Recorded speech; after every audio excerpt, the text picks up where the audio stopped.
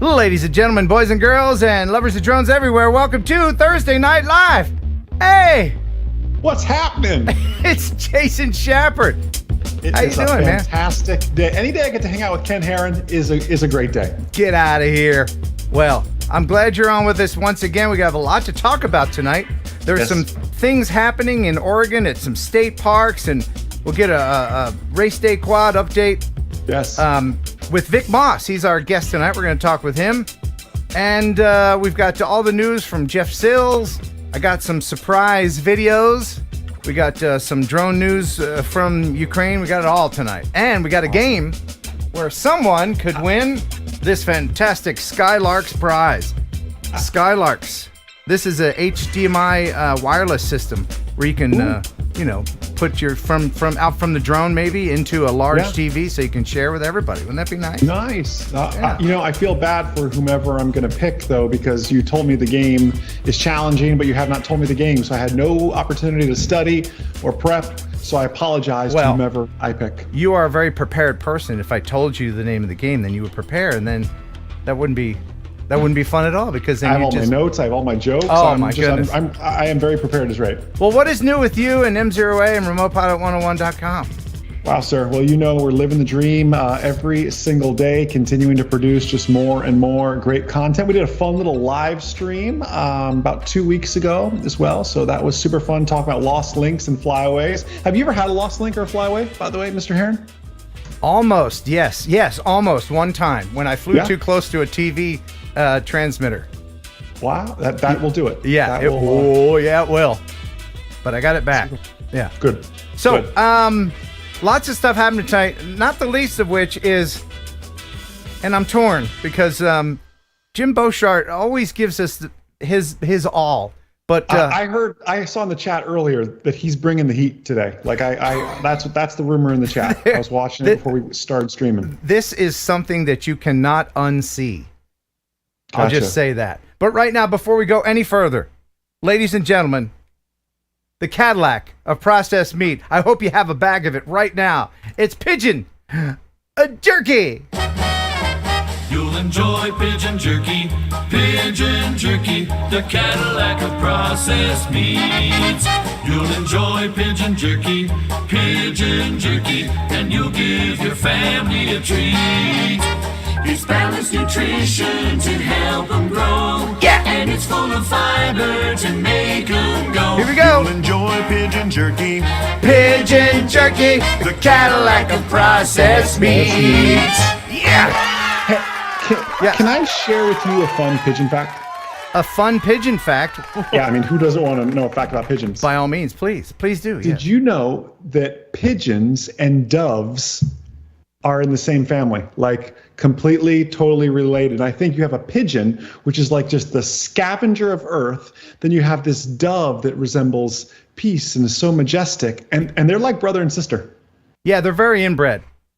Yeah, it's pretty crazy. And the only reason I know that is I thought I had an owl outside my window at like 2 a.m. Turns out it's actually a mourning dove.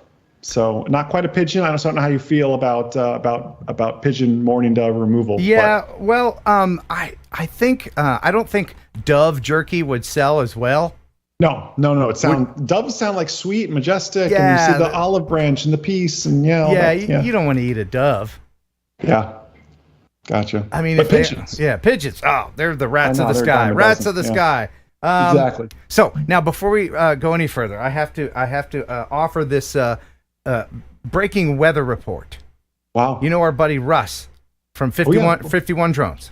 Of course. Yeah. Good guy. Well, he's in North Dakota, and it's still very cold there. And for the last few months, we've been shooting back and forth pictures of our vehicle thermometers, and he'll send me one of like -17, and then the comment just says horse shit.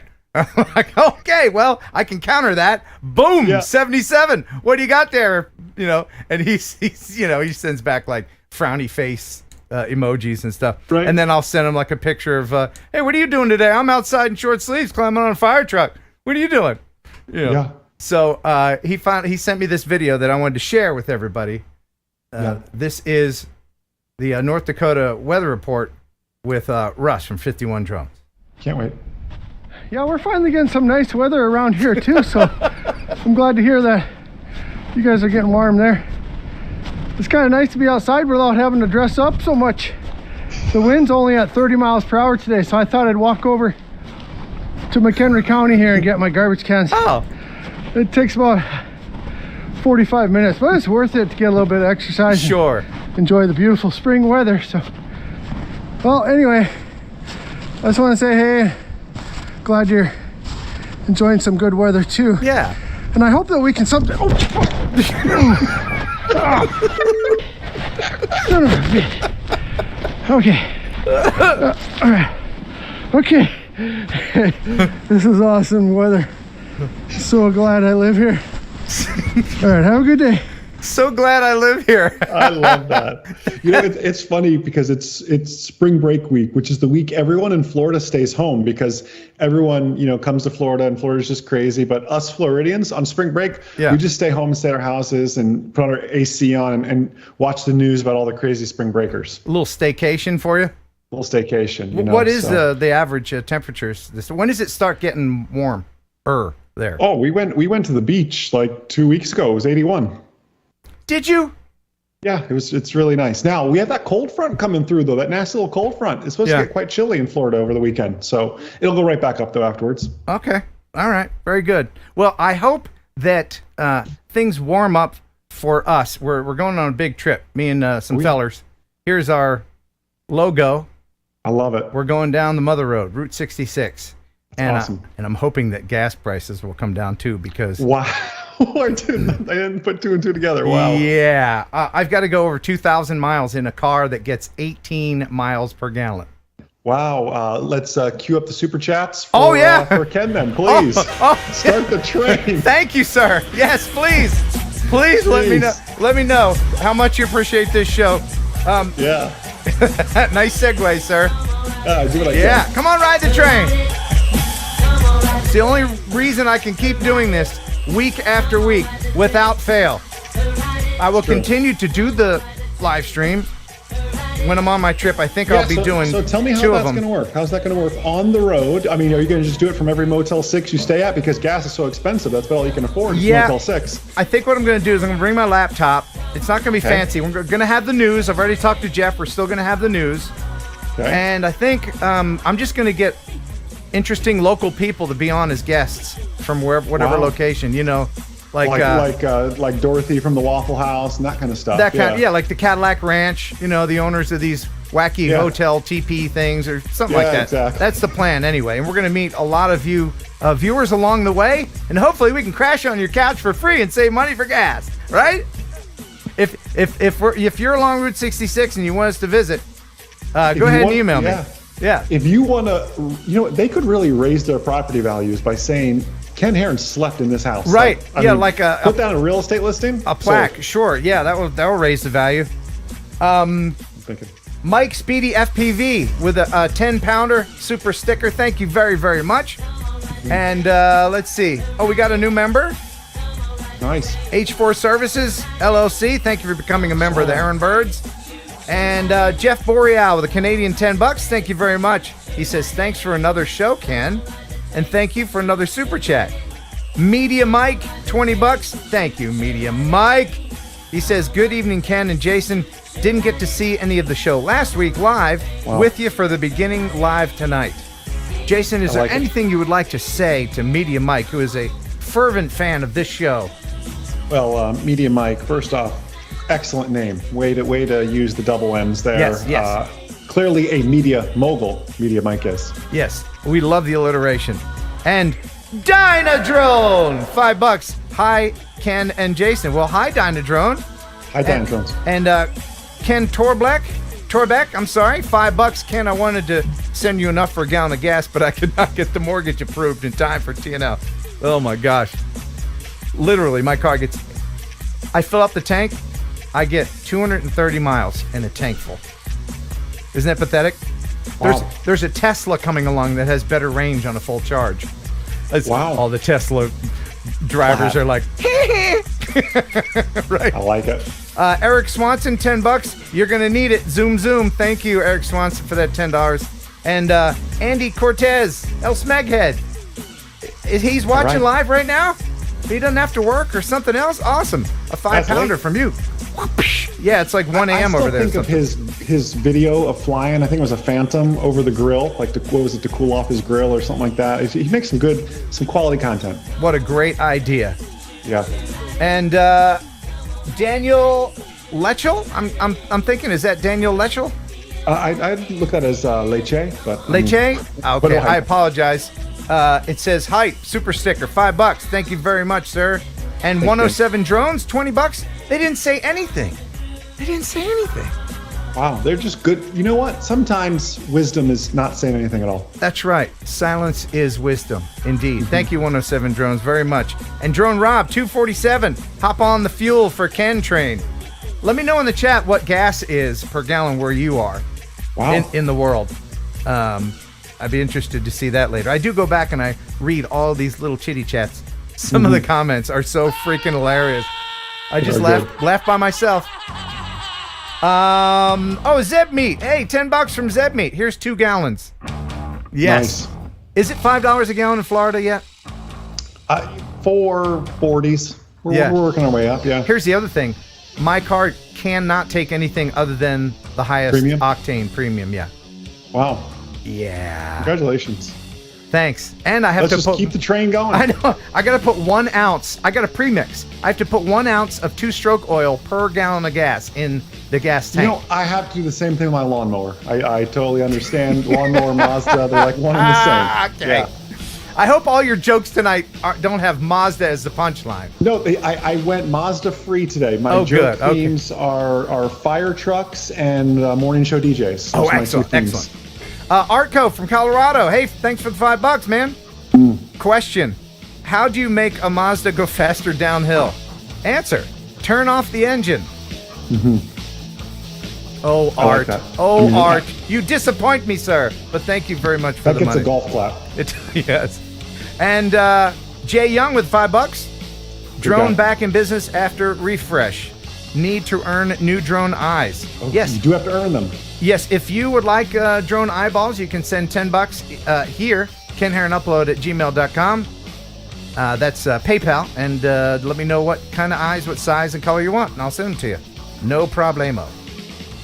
Joe Blaylock with a 1, 2, 3, 4, 1234. Here is 2 gallons of gas. Thank you very much, Joe. Your favorite person's next.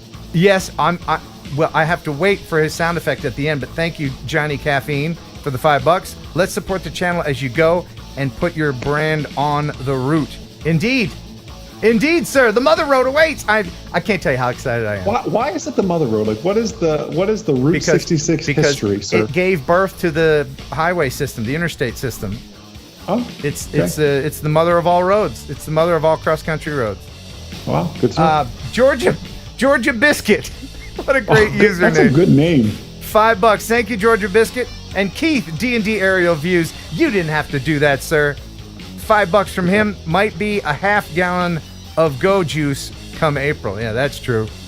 And new member, welcome to the Heron Birds. Awesome. Pork chop. I got to get a new prescription. I can't read the little letters. Well, they got fancy with their Q's and their zeros and stuff. I think that'd be confusing, but it's definitely pork chop. Welcome. Metro Drones, $20. Happy TNL droners, Ken, Jason. Yo, what's up? Go back to you. And aka a 40 Po, $5. Take the fire truck, cheaper on gas. Yeah. You know what? You might have to run a cost-benefit analysis on that. That thing gets like 6 miles a gallon. I have to drive it from Kentucky to Tennessee for Minefield. Wow. Yeah.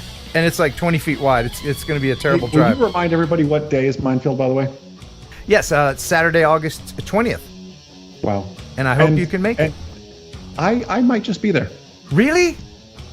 And not cardboard cutout, Jason. Oh, that would be great. Are you going to drop in from a helicopter with a parachute? Oh, you know what? I actually need to look and see which little general aviation airport's closest. Maybe we could do something. Maybe that could be our Ken Heron fly and have a whole audience watching him fly. You got yes. I'll look into it. You got to make some kind of what city? Brownsville, Tennessee. That's where it is. Oh yeah, Brownsville. Yeah. Go to that's where Vanderbilt is, right? Go to minefieldmeat.com if you want to check that out. Joe Fotaleo with the 420. Choo in the smoking car. All right, you guys in the smoking car. Leonard Oglesby, $20, California. $5.79 to $7.69 and climbing. Holy hell. Where? In California. So prices will go up as we go west, I guess. Justin Dreeling, $5. Thank you very much. He says, keep it up. Thank you, Justin. Amateur radio station NSHQ, $5. Just a little to help with the gas. That's Zoom. N5HQ. N5HQ. Oh, I apologize. Thank you very much, amateur radio station. And Ken Dreisbach, $5. He's the caboose. Tell me I'm beautiful. I need to hear it. You are beautiful, as are all of you. And now for Johnny Caffeine's sound effect. And there he goes. All right, wonderful. And now I guess it's time to get into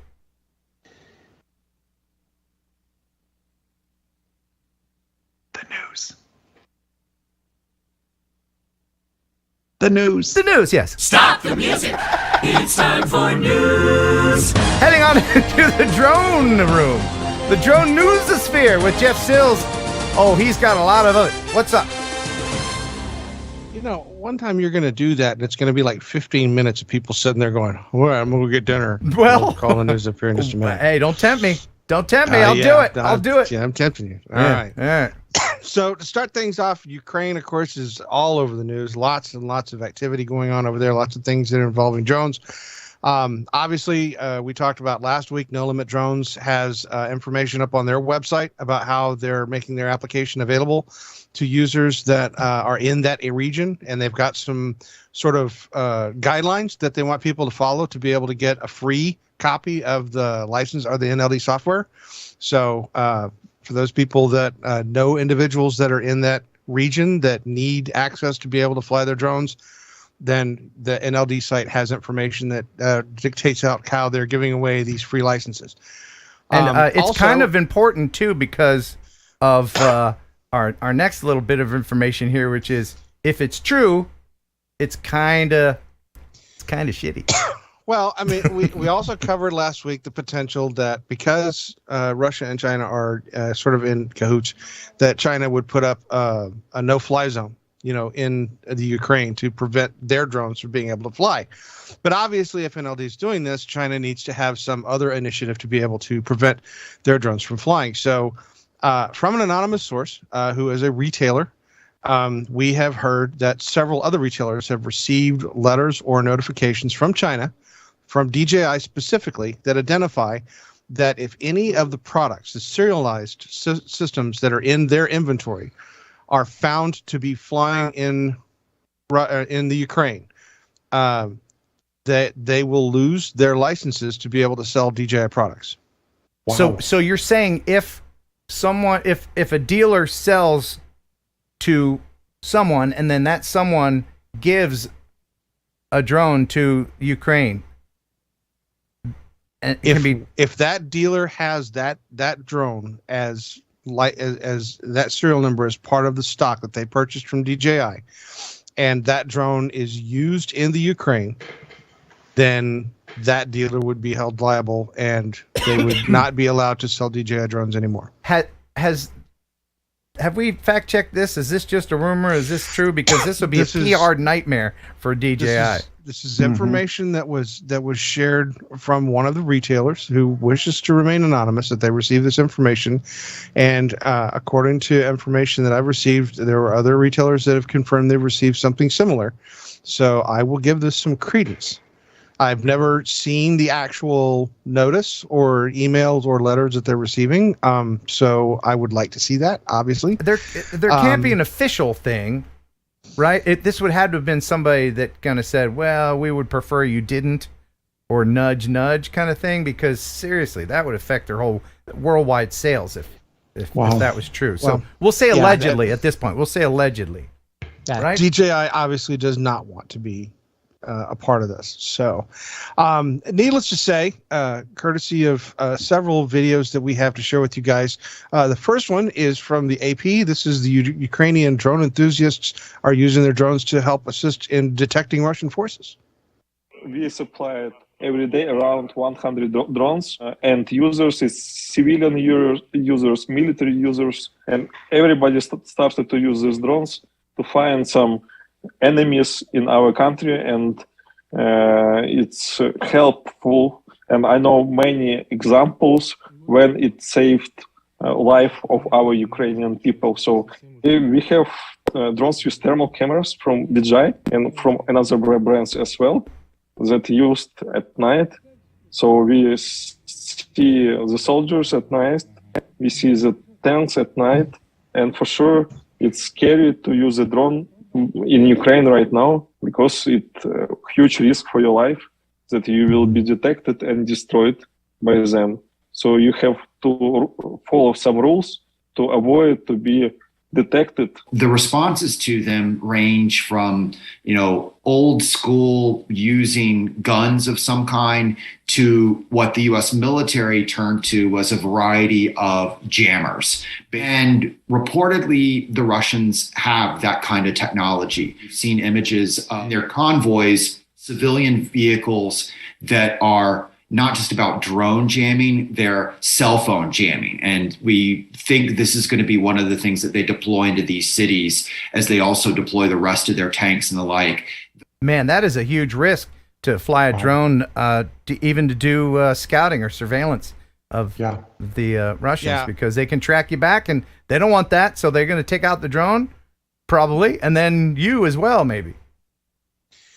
Well, and drones are being used in that regards to being able to assist in trying to locate forces, but also drones are being used to document some of the activities that are happening. And this heartbreaking drone footage comes from Borodyanka, which is near the Ukraine's capital of Kiev.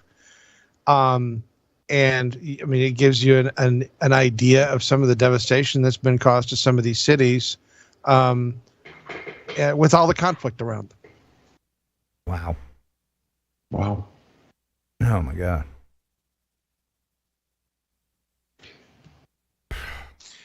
But I got no words. On a lighter side to share with you guys, there is one story that has been pretty much certified. This one's been clarified as accurate.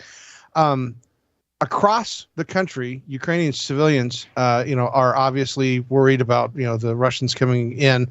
And one of the things that one of the brave citizens there, who's been hailed as a hero, she saw a drone that was flying outside of her window of her apartment building. And obviously she was under the impression that this was a Russian drone. So she did what all other people should do, is to go and grab a jar of tomatoes and walked outside and threw it and hit the drone, knocked it out of the sky and turned it into the local Ukrainian forces. And it actually turned out to be a Russian drone that she knocked out of the tomatoes. Sky. Yeah. Took it out with a jar of tomatoes. That is Major League Baseball be calling soon. Yeah. So all those times we've complained about people throwing things at our drones. Yeah. It's a good never been hit by a tomato. It's a good instance. That's good to hear. I mean, wow. What? They're fighters, man. Yeah. Yeah. It's such a sad situation, but it's good to hear little victories like this. And if we could go back to the DJI kind of story and all that mess that's happening, what is it going to, and this is a question for everybody, it's a question for the chat, what is it going to take to get a U.S. leading drone manufacturer? I'm talking U.S. parts, everything else, chips, everything. I know we rely on China so much, but what would it take to, I know Skydio's tried, I know Altel talks about being made out of some U.S. components and everything else, but what does it take to get, DJI is just the 80%, right? They're the big gorilla in the room. What does it take to get someone else kind of pushing the envelope on that? Well, and that's going to change, over time. One of the things that China had a monopoly on was a lot of the refined material necessary to make the semiconductors and stuff. And just recently here in the United States, a huge find was discovered where we would have the ability to mine our own stuff to make chips, et cetera. And I know that the government and a lot of businesses are currently looking at that to make us less self-sufficient off the Chinese. And it'll take time for that industry to develop and get built up. But we have the ability, if we want to get ourselves more independent. And I would firmly support and buy a drone product that was manufactured solely in the United States. Of course. Hands down. As long as it has the same quality and the capabilities that we've come to enjoy in the drones that we have, then I would most definitely support. Where's Zenith? Where's our Zenith drones? Yeah, there you go. Anybody old enough to remember Zenith was an American company, made televisions? Nobody? Okay, back to you in the newsroom. All right. So recently we had an incident that happened in a place called Kanawal. There was a protest that was going on to oust the PTI government and Prime Minister Imran Khan. And this protest was started in Karachi. In the middle of this protest, they were flying a drone that actually hit Asifa Bhutto Zardari's face when she was standing on a container. Now, Bilwala Bhutto Zardari is the PPP chairperson that is currently running to try to oust Prime Minister Imran Khan. So this is actually his sister. And according to the reports that I've received, she had a cut above her eye, but she is recovering. They had doctors and specialists that were working with her. And the drone was actually found to not be a personal drone. It was drone that was run by a DSNG news service that was flying the drone, and the drone operator and the engineer were taken into custody by the security team of Bhutto Zardari, and obviously, hopefully, they will be investigated and let go, since it obviously was an accident. Yeah, of course it was an accident, but I'm going to play this again. How does she not see it or hear it? That's what I want to know. Because it's not like it's creeping up on you. Like, so surprise! It wasn't going that fast either. Look at how it whipped kind of down and around. Ouch. Yeah. What were they filming? So he could see that they was getting too close to the... Oh. It's not like he was flying sideways or something. That's crazy. Yeah. Well, I hope that she recovers. And it was, like I said, it's a shame to see something like that happen, but obviously it's news and we're going to share it. Yeah. All right. So the Air Force has joined forces. The Air Force Research Lab, which is headquartered at Wright-Patterson, announced recently that they partnered with Reston, Virginia's Leidos Incorporated. You guys might remember we talked about them in the news because they're making the Thor drone system. Well, they've got a new system now. They've merged two systems together, and they've called it Molgineer. Oh, okay. Unmanned aerial systems are currently being used to surveil operations, destroy infrastructure, and attack personnel.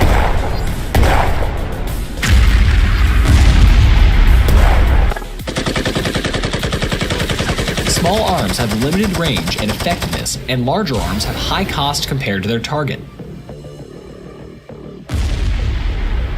Thor uses a focused beam of energy to defeat drones at a large target area. It provides a non-kinetic defeat of multiple targets at the speed of light. This unique system allows base defense forces to stop UAS attacks at long range before they threaten critical infrastructure. Thor completely stows in a 20-foot shipping container, which can easily be transported in a C-130. The system can be set up by as few as 2 people within 3 hours and operates from ground power. Thor uses high-power microwaves to cause a counter-electronic effect. A target is identified, the silent weapon discharges in less than a second, and the impact is instantaneous. The Air Force Research Laboratory has already demonstrated Thor's effectiveness during real-world tests where it defeated hundreds of UAS systems. Wow. And it'll cook a burrito, and it'll cook a burrito in 3 seconds, along with your brain. Oh yeah, microwaves. I'm. Ken, I feel like you kind of need one of those to help keep the ladies away. I mean, I just feel like so many ladies. You're popular YouTube star, everything else. Like you need to see one of those detect and destroy, because just to shake them off. Yeah. Well, so far the moat around my house is doing its job. But you know how ladies are with moats. They turned into a lazy river, and I come out, and there they are, just going around my house. Can. I mean, it's crazy. Yeah, it's very tough to be you. But but wow, shooting drones with microwaves. That's safe, right? Yeah. God. Wow. They could have spent a little more money on the 3D animation. I feel like it was just missing a little bit. I mean, for the amount of money they're going to build the military for it or whatever it is. Yeah, let me go to this part here. Just show you this one part. Okay, where they bring and this is, I thought it was a small handheld thing until it rolled out of the back of a C, whatever. Show the C-130 landing, please. Can you go back just a little more? Yeah. It just landed. It's just there like, wasn't even a runway. yeah, it didn't need a lot of room, did it? It just come down, bam, there it goes. And we're done. But here's the part I'm thinking. So this thing comes out, it's fairly big, right? Mm-hmm. If you're the enemy, wouldn't you, I don't know, come up on it from away from the business end of it, right? You know? All right, all drones, aim for the back of the thing that can kill you. I don't know. Well, anyway, Jeff, back to you. All right, so it is a force multiplier, though. It's a force multiplier. Thank you. Force multiplier. Wait. Where's hold on. I gotta have my accompaniment. Where's my? There we go. If you're worried about cluster drones coming up on your encampment, you need this giant burrito cooking microwave. It's a force multiplier. It'll take the force you already have and multiply it. America. Oh, wait. Okay. All right. All right. So in Corpus Christi, Texas, recently, the MFE Unmanned event was held. This was to showcase how robot and drone technology can be part of day-to-day operation for Corpus Christi businesses. This is a Vision 60. It's a 60 millimeter in hip width. It's a robot. A lot of folks refer to it as a robot dog. This computer-like canine was 5 years in the making, all with a purpose to serve and protect officers on the front line. The concept really is we send robots into environments where there may be hazards or dangers. It gives law enforcement officers the opportunity to get eyes on a potential threat, send it in, keep officers safe. Corey Byram with the team behind the robot says although it can't do things a furry canine can, the four legs help it do just as much. It can climb stairs, walk through rocks, sand, water. It's IP67, so that means it can fall into water, stand up, and complete its mission. And even though it can't bark, there's a way it can talk. It does make sounds, but it's actually, it's basically two-way communication. So if you're driving the robot, you can actually talk through the controller with a headset. And as for these mechanical canines, they're going to keep doing their job, listening to commands wherever they go. I don't know what to say about that either. Don't you just love local reporters? Hello, it can't bark. It sure can communicate. I just love It's kind of creepy looking. Right. This drone's barking up the right tree. Yeah, that kind of thing. Yeah, that's the Boston Dynamics, their autonomous robot spot. And those things are starting to be. And what do you think that costs? I forget. I'd have to go back and look it up because we actually had a price for it in one of the earlier shows. Yeah. They're not cheap. I mean, Don't worry about it. The taxpayers will cover that, man. Don't worry about it. You know. But for the businesses that have incorporated them, like the oil industry and stuff, where they take these robots and run them out into areas that are hazardous to humans. The uses of these things are immense. It is. They even have some of these that are security related, where they'll actually monitor a location. Of course, they're great. They're great, very useful. They have a lot of uses. But if you're a municipality and you get one of these, you better justify that cost quick. Oh man, it better rescue a baby from a burning orphanage. Otherwise, because I mean, All people the look at it. babies. Why did you buy a robot dog? Right? What's up it's with cool, everybody man. making robot animals too? I feel like last time I was your co-host, there was the bird with the talons that could grip onto things, and I don't know. Yeah. It's odd to me. Everyone's making robot animals. I feel like when are we getting like a robot pigeon? Ooh, I think there is one already. Yeah. Yeah, I think there is one. I got it on order. Okay, good. All right, yeah. All right. So next in the news, this one is one that I have been looking forward to sharing. This is great. The researchers at Virginia Tech have developed a pliable material that can morph from ground traveling drones into aerial aircraft and back in a matter of seconds. Wait,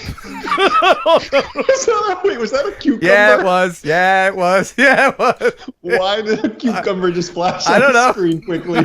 I don't know, man. I don't know. It looked kind of bad to me. Go ahead, Jeff. What do you got? All right. Tell us about this. This particular drone has the ability to change shapes allowing it to perform multiple types of activity. And the uses of this thing are I guess fairly immense. I mean, you can have quite a few things that they can do. It can do a lot of things. This thing can pick up marbles. Say you're out in the field, right? You got the enemy coming at you, but you lost your marbles. You send this thing out, it's going to pick up the marbles right away. It's a force multiplier. Also, if your cucumber is cold, that thing will wrap right around that sumbitch. Why did they wrap it around a cucumber? Was that necessary? I don't know. I don't know. All right, I'll explain real quick, and then you guys can make fun of it. Yeah, please. They were showing off the center of that drone is made out of a flying cucumber. I'll wait till you guys. What if you got hit in the head with a flying cucumber? Ken? What did your friends say about you? What if that lady who got hit by the drone? What if it was a flying cucumber drone that hit her instead? I'm crying over here. We are giving too much grant money to colleges. Can I just say that? Something's happening. How much did this graphic cost? I got an idea. Look, we're going to demonstrate its formability. You got an orange? Yeah, I got an orange. You got a pepper? Yeah, that's a good idea too. What about a penis-shaped fruit? You got one of those? You got one of those? You got a cucumber or something? Jeff, buddy. Jeff's so drinking his Windex again. What are you drinking there, bud? It's very blue. whatever it is, it doesn't have enough in it. I'm sure it's non-GMO based on that color. Say you're out there. You're in the Ukraine. The world is falling apart around you. But you don't have a koozie for your cucumber. This thing is right up your alley. It's a cucumber multiplier, buddy. Wow. Hours, ladies and gentlemen, that I spend finding these things. Hours for your entertainment. And this is what you get. Wow, I'm sorry I gave into it. We are going to go to the next story. I only laugh because I want to talk about this thing. So does the cucumber fly? Why? I don't understand. Where are the propellers? Like, how does this fly? See, that's what I'm saying. And absolutely nothing to do with I only laugh because I saw your face. Jason, to do with that. Jason, as soon as the doesn't have anything to do with it. As soon as the flying's the whole purpose of the show. As soon as the cucumber came up, I saw Jason's face and I couldn't help it. I was like, okay, he's laughing at the cucumber. Oh yeah. All right. Jeff, what are you doing? I don't understand how it flies. Like, where are the propellers? Why? I don't get it. It's a quad that has a mesh in between in the center that uses one propeller, let alone four propellers to be a quad, though. Oh no, there is. There it is. On it. Yeah, there they are. There it is. And the mesh in the middle is an electrostatic mesh that when it's charged, it will bend and form around a shape. And it doesn't matter what the shape is. But the thing is that this is a drone that can literally just bend around something and it still can fly that way. It can essentially grab something and carry it off. No, I apologize. I apologize, Jeff. Jason, apologize to Jeff. Jeff, I'm really, really sorry. I hope you're still my friend. Really sorry. I mean it. Love you. Mean it. Just seriously, we mean it. No, okay. And remember, if your cucumber gets cold. All right. Next in the news, we have this incredible behind-the-scenes video of the creation of the new Disney D-Light drone show that is being used at the Disneyland Paris. Oh, okay. This that is cool. A pre-show that they do before they're called Disney Illuminations at the Sleeping Beauty Castle in the center of the park. It mixes video production with water jets, lighting effects, fogs, lasers, and music, plus obviously the drones. That is neat. It is cool. Yeah, that is really cool. This is a result of an 8-month collaboration between Disneyland Paris and a French company called Dronisos. They recruited 4 pilots and trained them specifically to do this show. But how can they call themselves truly innovative if they haven't incorporated a cucumber in the show?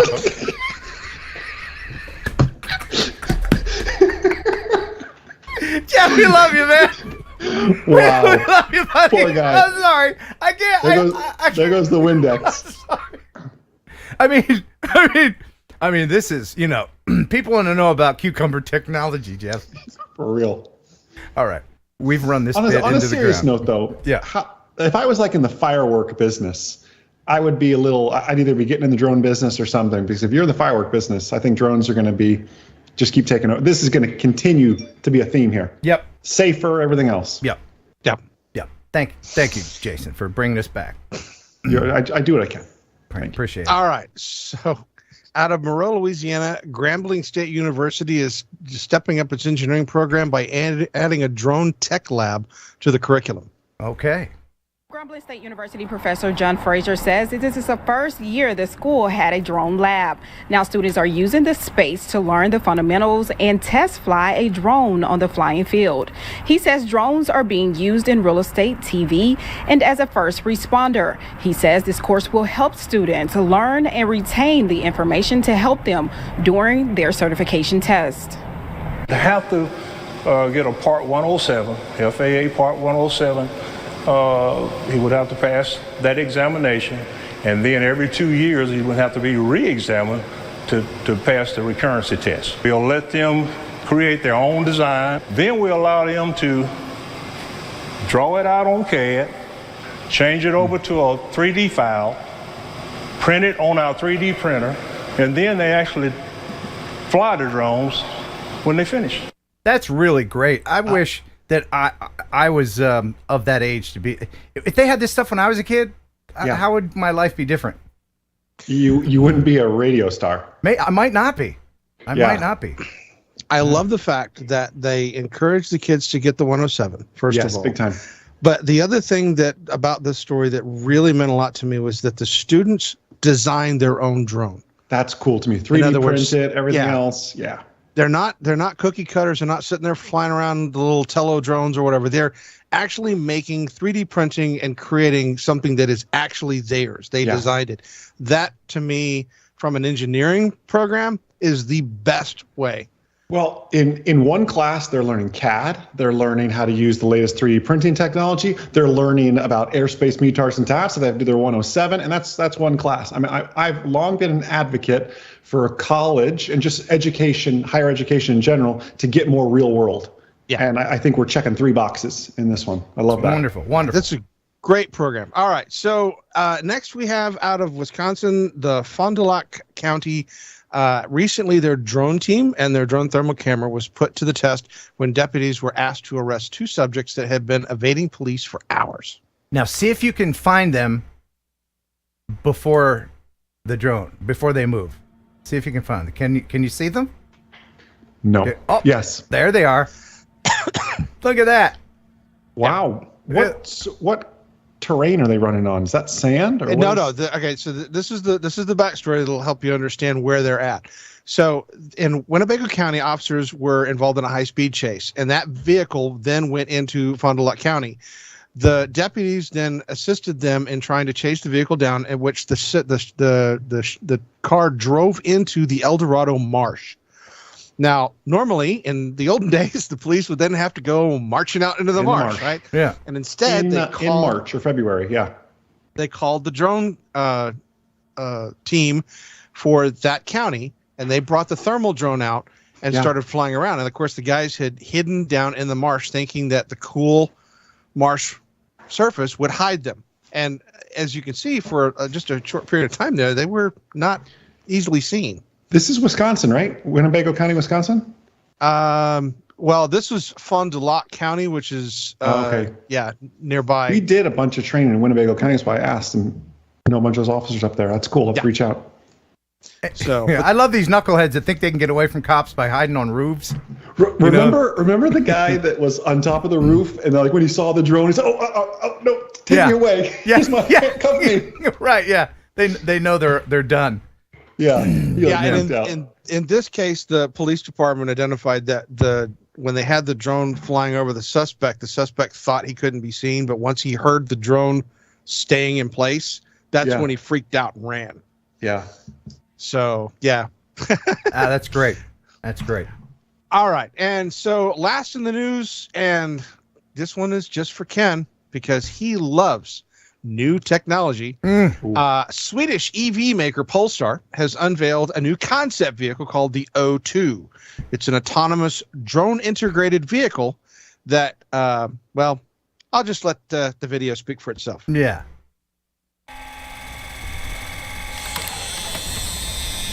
the drone that is part of the O2 concept is not just a gimmicky feature to kind of like show, oh wow, it's got a drone as well. Yeah. It's actually part of a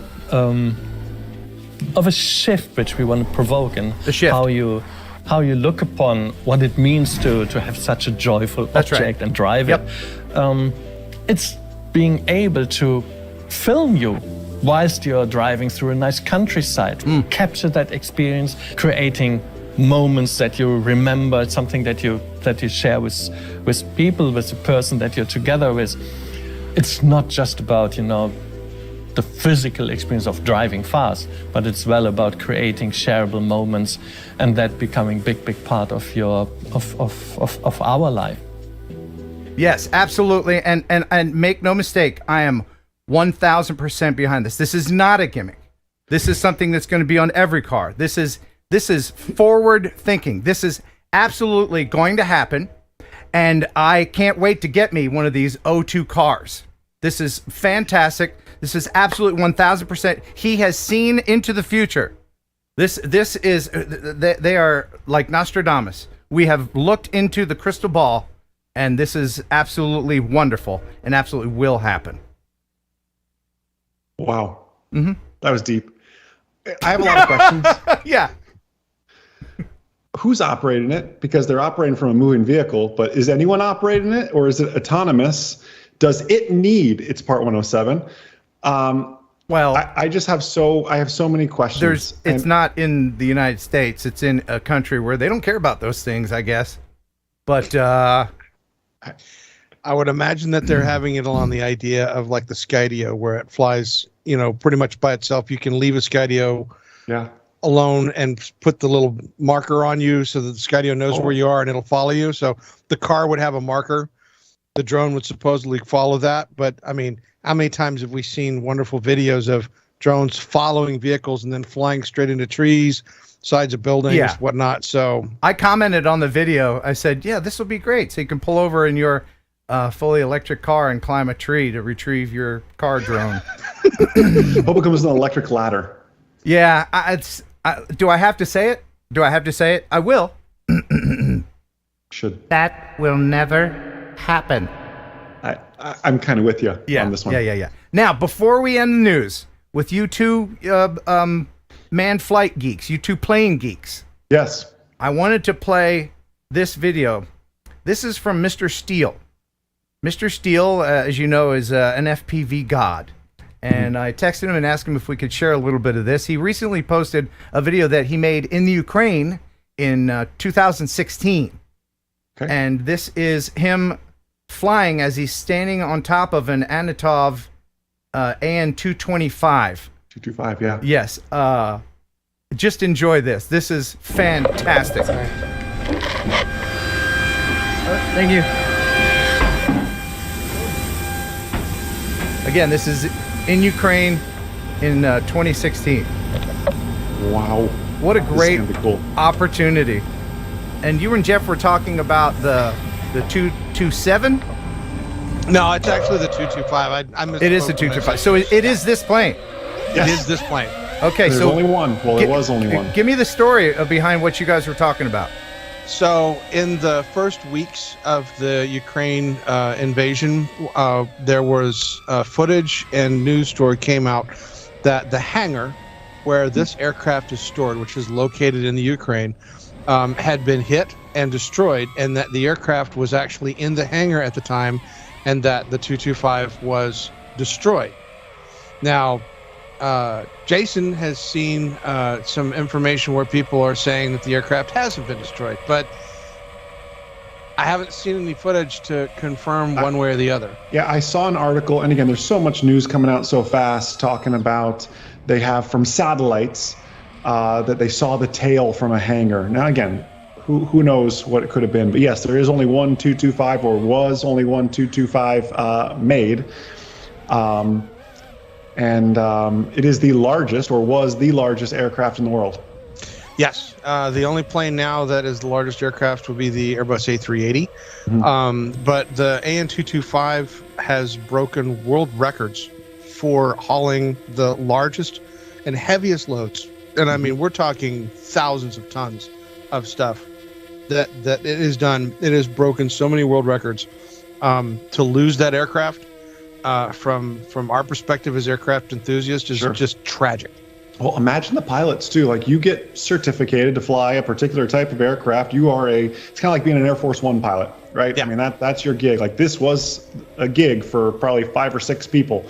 I would imagine a dream job, kind of like being a Blue Angel and Air Force One pilot, and they don't have such a job anymore. So quite busy right now. Is it gone or not? Is it just? I don't know. I saw an article about 2-3 days ago that said they may have saw a satellite image of it. But again, the news, I mean, you go on a news site, refresh, there's new stuff coming out so quickly. Who knows what's correct and what's not. Okay. Well, I can confirm that I have seen the video footage of the actual hangar that it was stored in. Yes. And that the hangar is most definitely destroyed. So if the aircraft was there at the time, then it's gone. Yeah, That's sad. Well, if you want to see the whole video, which is like a half hour long of Mr. Steele flying that, there's a link in the description of this video. And I thank him for allowing us to share it with you. Jeff, thank you so much for all the wonderful news and for the cucumber. Appreciate it. Thanks for stopping by. Now get out. Well, that Jeff. That Jeff, he puts up with a lot. He really does. He's got the patience of Job, doesn't he? Yeah, he sure does. Here is Jason with the first awesome joke of the night. So would you like a St. Paddy's Day theme, a fire truck theme, or a radio DJ morning show theme for your joke? Oh, give me a fire engine one. Okay. Who did Ken call to buy his fire truck? Who? He called the hotline. Hey! That was a pretty good one, huh? Just making sure you're not buffering. No, I'm not frozen. I'm not frozen. No. Hey, did we forget the weekly Beauchart, by the way? The weekly Beauchart now happens after the news, and I was before the news. I apologize. I didn't get the meeting minutes. No, we had to move it because we want people to carry through the news. Right, because people just come for the Beauchart and they that's kind of right. leave. They Beauchart and go. Yeah, I'm with them. So now I'm gonna play this. And just know, if you're new to the stream, and it looks like we got a few new viewers along. Yeah, if you're new names, I haven't seen them before. Yeah, and if you haven't seen the weekly Beauchart, well, this is our Canadian friend, and he's a comedian. And well, he was doing a thing where he likes to go out with masks and do a character, and well, the cops were called on him. And I think you'll be able to see why. But just know that once you see this, you will not be able to unsee this. This will live in your brain until the day you're Is this called. like, should we tell kids to go in their bedroom or something like that and then come back in 5 minutes? It's nothing they haven't seen at the Y shower. Oh, wow. No, I don't know. But anyway, I'll just roll it. You make of it what you will. But enjoy the weekly Beauchart. Don't you? Hi, everybody. Jim Beauchart back again with another episode of the Weekly Beauchart. Thought I'd try something different this week and see how much fun and trouble. Oh, my gosh. Could it be that my computer is just refusing to play it? I'm having a computer problem. Maybe you have Safe Search on Google? I don't know what it is, but I can't believe it. But, oh, my goodness. It's not playing it. It's not playing it.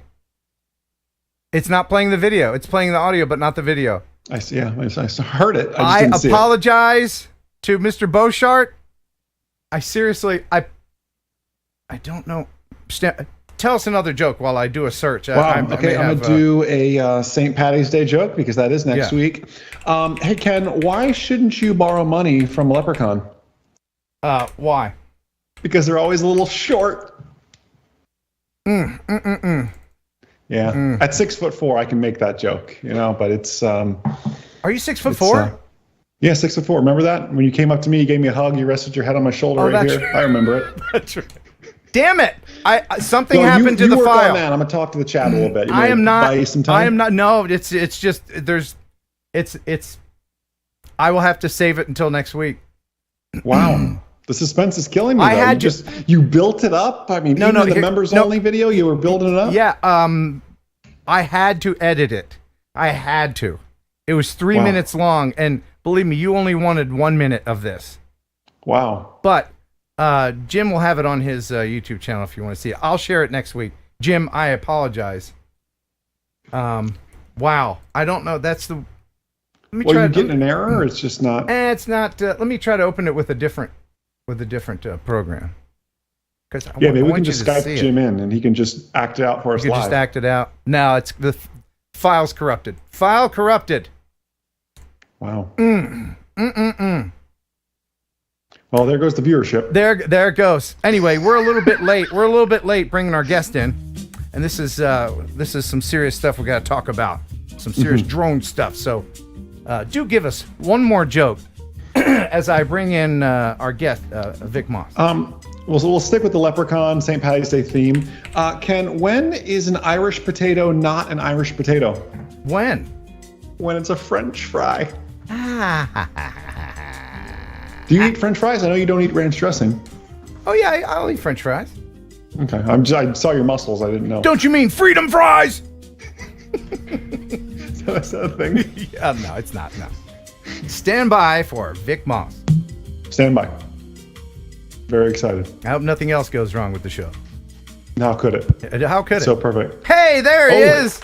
Yeah, sorry, I couldn't push the button. My camera wouldn't turn on. Welcome to the show, Vic Moss.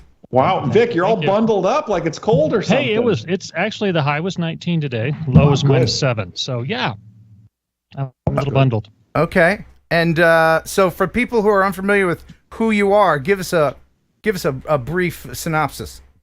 Brief synopsis. Drone pilot, FAST team member here in Denver, Triple AC, formerly known as Drone Advisory Committee member, and COO and Vice President of Drone Service Providers Alliance, among other things. And hand model. Forgot about that. Look at those. Look at those moneymakers. Wow. Yeah. So now we have you on here, a very serious topic. Yep. Something's going on in Oregon. Yeah. What's happening? Those silly Oregonians. What are they doing? Actually, it's a good thing going on if it goes the way it's supposed to, and that's the key, is to make it go the way it's supposed to. So Oregon Parks and Recreation Department worked with a number of stakeholders, including our friend Kenji Sugahara, and they are proposing some new drone rules for state parks. The state parks director came out and said, hey, you know what? Drones are recreation. We provide recreational opportunities. So we want to allow drones in our parks. And so they set out and they put these new rules up for comment, because that's what they have to do, is, hey, here's what we want to do. They get comments from both sides and then make the decision. Well, what they want to do is say, okay, you can fly in the parks, except for certain areas, which makes perfect sense. You know, we shouldn't fly when there's a bunch of baby eagles in the nests or hawks. It's also about the beaches in Oregon. So if the seals are pupping, then they shouldn't. Is that what it's called, pupping? Anyway, if there's seal pups around, then they shouldn't have drones there. If there's climbers, there's a park in Oregon where everybody likes to climb. They shouldn't be buzzing drones around the climbers and stuff like that. That's dangerous. And campgrounds are also specifically prohibited. If I'm out camping, if I'm out camping, I wouldn't mind a drone at 5 o'clock in the morning, but that's me. But normal people wouldn't like that. So what they did is they put out this stuff on the comment, and we'll have links. Did you get a link in the description? I forgot to check. You mean this? That one. Yeah. If you just look up Oregon State Park comments, it'll also go to that. So basically, what they want people to do is go ahead and comment on that, and say what you want to say about the new rules. How do you like them or not? What happened about 2 weeks ago is the Portland Audubon Society put out a newsletter or an article and said, hey, folks, this is going on, and we don't like it. So we're getting a lot of anti-drone folks on there. The Karens and I'm not going to say Kens. We can't say that, can we? The Karen, What do you like to use, Ken? What's the male Karen to you? I have no idea. Okay, let's go with just male Karen. We'll just call him. I don't want to we don't pick a name because somebody will be offended. That's true. That's true. That's true. So it's a great rule. Things like the overnight facilities, also known, in normal parlance as far as campgrounds, not allowed to do that. And the people who will sit down and pick where the drones aren't supposed to be will be a stakeholder group. So drone owners, drone flights will be part of that group. So it'd be a really well organized. Is this going to be on a map? Are we? We're not. Yeah. I mean, this is. It just sounds like if it's going to be on a sectional chart, there'd be just two, right? I mean, it's just be like not. There'd be a little dot here, a little no fly, and then you can't over here, and then this shaped like a tree because there's an eagle in it, and I don't know. Well, no, these are no takeoff and launch zones. The other great thing about Oregon parks is they understand they can't control the airspace. So these will be areas restricted from where you can launch. But what the Audubon Society wants to do is restrict you to areas you can launch. Ken, you and I were talking about this yesterday. It's basically like, okay, you've got this big pool, and you're only allowed to swim in this one little corner over here if the Audubon has a way. Right. But you have the same big pool, and if the Parks Department gets this way, over here in this little corner is where you're not allowed to take off from. So we have this whole huge park open up to us to fly. We still need to fly friendly. We still need to wear our little drone ambassador hats and do things correctly, but we'll be able to go out and fly. The Audubon says you can fly over here, and that's the only place you can fly from. Well, we can do that in our backyard. We don't need to go to a park for that. And people are complaining and moaning about, well, it's noisy, and you're going to hurt the wildlife. And I don't want to hear it, and it's creepy. One of the comments was, it's creepy. Creepy. Well, they're not the creepy ones, folks. But okay, you can if you're of that ilk, and I totally respect that. Here in Colorado, we got a lot of those kind of places. Go to the wilderness. No drones there. Mm-hmm.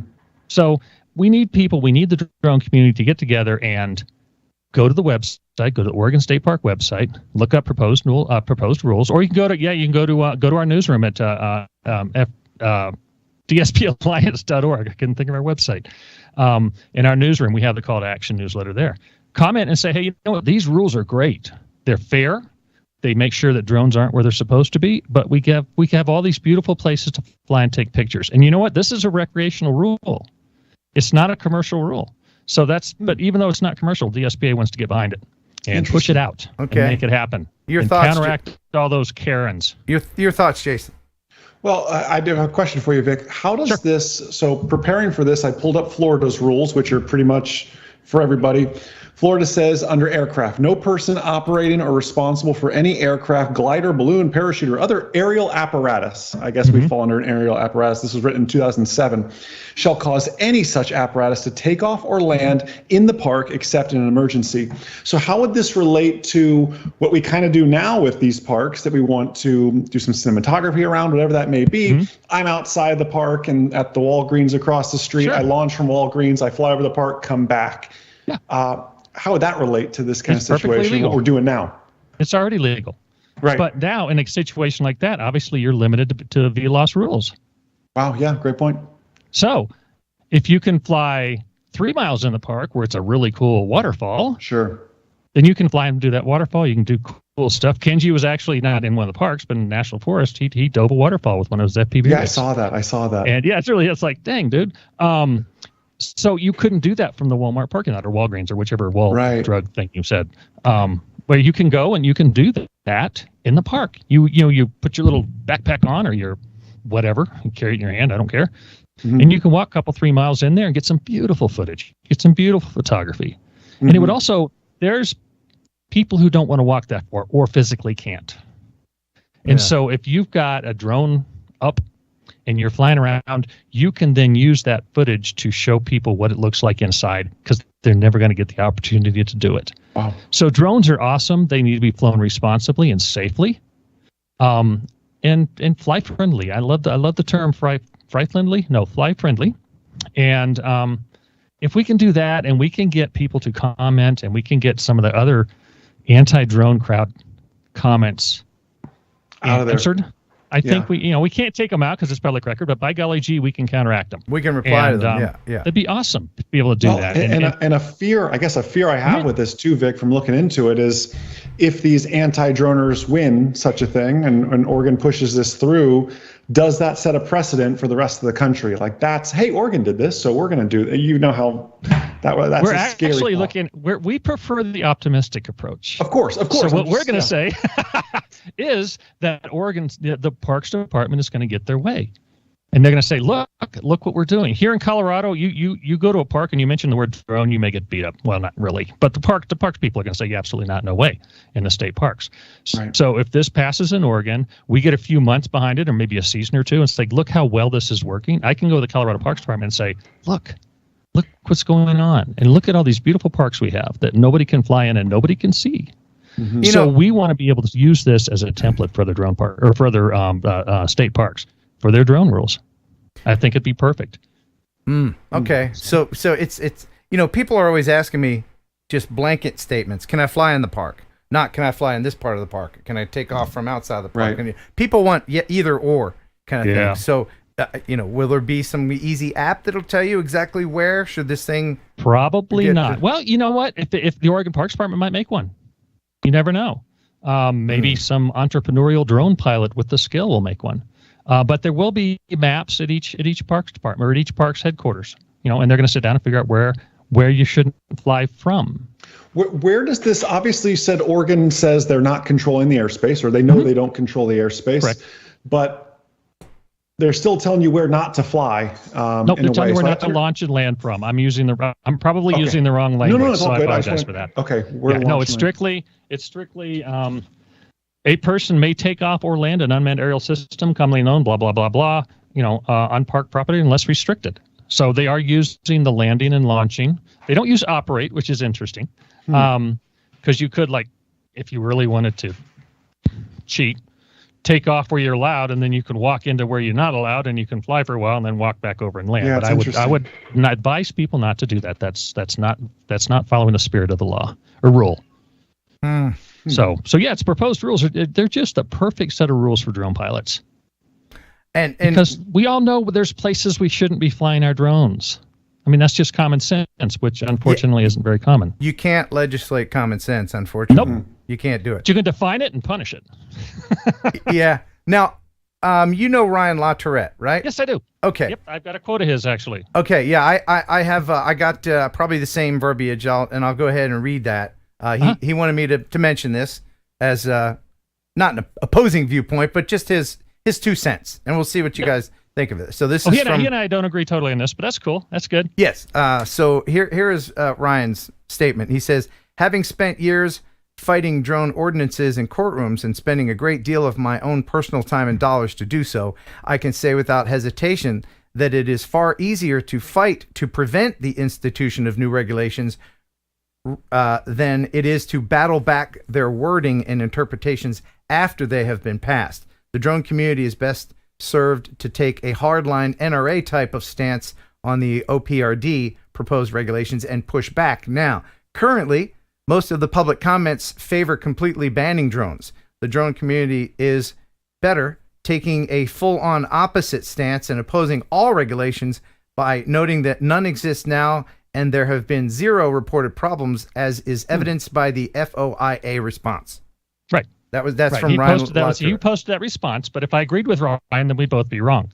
So it's the hardline approach is not the right approach, period. You can't just say no drone rules, because what's going to happen is that will never happen. I promise you that will never happen. But what will happen in response to that is no drones, period. So, you can't absolutely 100% allow drones everywhere. That's ludicrous. It just won't work. Don't we have drone rules now just by airspace classes? Aren't those the rules? Airspace, absolutely. But these aren't airspace issues. These are landing and launching issues. These are land use issues. So that's perfectly within the realm of the of the Oregon State Parks to do it. Right. And I'm just trying to clarify. There's also a state preemption in Oregon, and this does not prevent state preemption from that, because it's a legislative preemption kind of thing, and the legislature gives the power to the parks to do this. Okay. All right. Yeah, but no, we can't have that hardline stance. It just won't work. It's going to piss people off, and there are places we shouldn't fly. It's that easy. And the places where shouldn't land or launch. I'm just going to say fly because it's easier, and we'll just assume land and launch. But we just can't do that. If we have a group of stakeholders figuring out where we can not launch from for safety or environmental reasons, then we're going to be good. Do you think the powers that be, the lawmakers, the ordinance makers, these people in local municipalities even know the difference between fixed wing, FPV, and GPS drones? Do they know the difference? I can promise you for a fact that the Oregon Parks Department does, because Kenji was on the panel that wrote these rules. Okay. All right. 100%. I promise you beyond a I'm just asking what I know the chat is thinking. Okay. Well, yeah, I'm not watching the chat probably on purpose. But no, this is a phenomenal set of rules that Kenji and the Parks Department and environmental people all sat down and figured out. And it's a great compromise, and it's a very reasonable set of rules. 100%. I mean, for the most part, responsible drone owners know, the places where you can and can't fly, or should and shouldn't. Not can and can't, but should or shouldn't. But this will also give the rangers the opportunity to say, hey, somebody who doesn't know the rules or flying somewhere is like, hey, you know what, you can't fly over here. Yeah. Jason, your thoughts? Well, it comes back to what you're saying, Ken. We're legislating common sense in a way. I agree where Vic says we don't want to be flying around the baby eagle's nest and all this sort of stuff too. I can see both sides. I can see Vic's point. I can see Ryan's points with it as well. At the end of the day, a decision will be made for us whether we step up or not, and this is an opportunity for the drone community as a whole to come together and allow their opinion to be expressed and a part of that decision, because no matter what, a decision is going to get made, and this is your opportunity to vote on it, is how I look at it. Yeah, and that legislators... I read Ryan's comment. He made a fair statement in his comment. I just happen to disagree with it. Legislators are heading in one direction, and that is always the cheapest and easiest direction. And so if we don't comment and give them some food for thought from the community that it's going to affect, then that'd be bad. That'd be bad. That's right. So and in this case, the cheapest and easiest is to let it as written go through, because all that work's already been done. Yeah, we don't want that. No, we do want that. Oh, we do want that. Because we do want the rules as proposed written. Oh, yeah, right. Come on, pay attention, Ken. Now, tell me about Rhode Island. Oh, golly. This is a fun one. Yeah. It is 10,900 and something words. It is the most ludicrous set. I'm trying to find it. Set of rules, and it's not necessarily drone specific, but it's all about keeping our air clean and environmental damage done by things, and including drones. It was actually brought up, and there's a coalition of folks to get together and talk about drone rules. And since Kenji was out, I sat in yesterday, and everybody's just kind of laughing at it.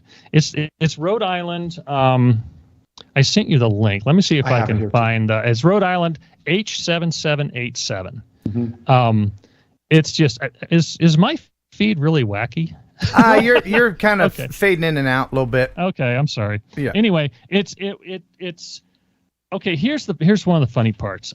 Okay, the scope is inclusive of solar radiation management, carbon dioxide removal, and other techniques. Hazardous emission activities are diverse, varying greatly in their characteristics and consequences, including herein are anthropogenic atmospheric activities and may involve ground-based, underwater, and atmosphere-based activities, including, without limitation, aerosol injection, cloud seeding, and other deployments by facilities such as rockets, unmanned aerial vehicles, and drones of all sizes, down to large pico balloons, wireless infrastructure, ships, and submarines. So they're saying drones litter the air or pollute the air? They pollute the air. They litter the air. We use them to spray aerosol, apparently. Seed clouds. And sea clouds. Yeah, we use drones to see clouds. I have a thriving chemtrail business in Rhode Island. You too? Oh, that's awesome. I have that switch on my airplane too. Actually, I turn on all the time. Yeah, man. How am I going to get those nanobots into the people without my chemtrails?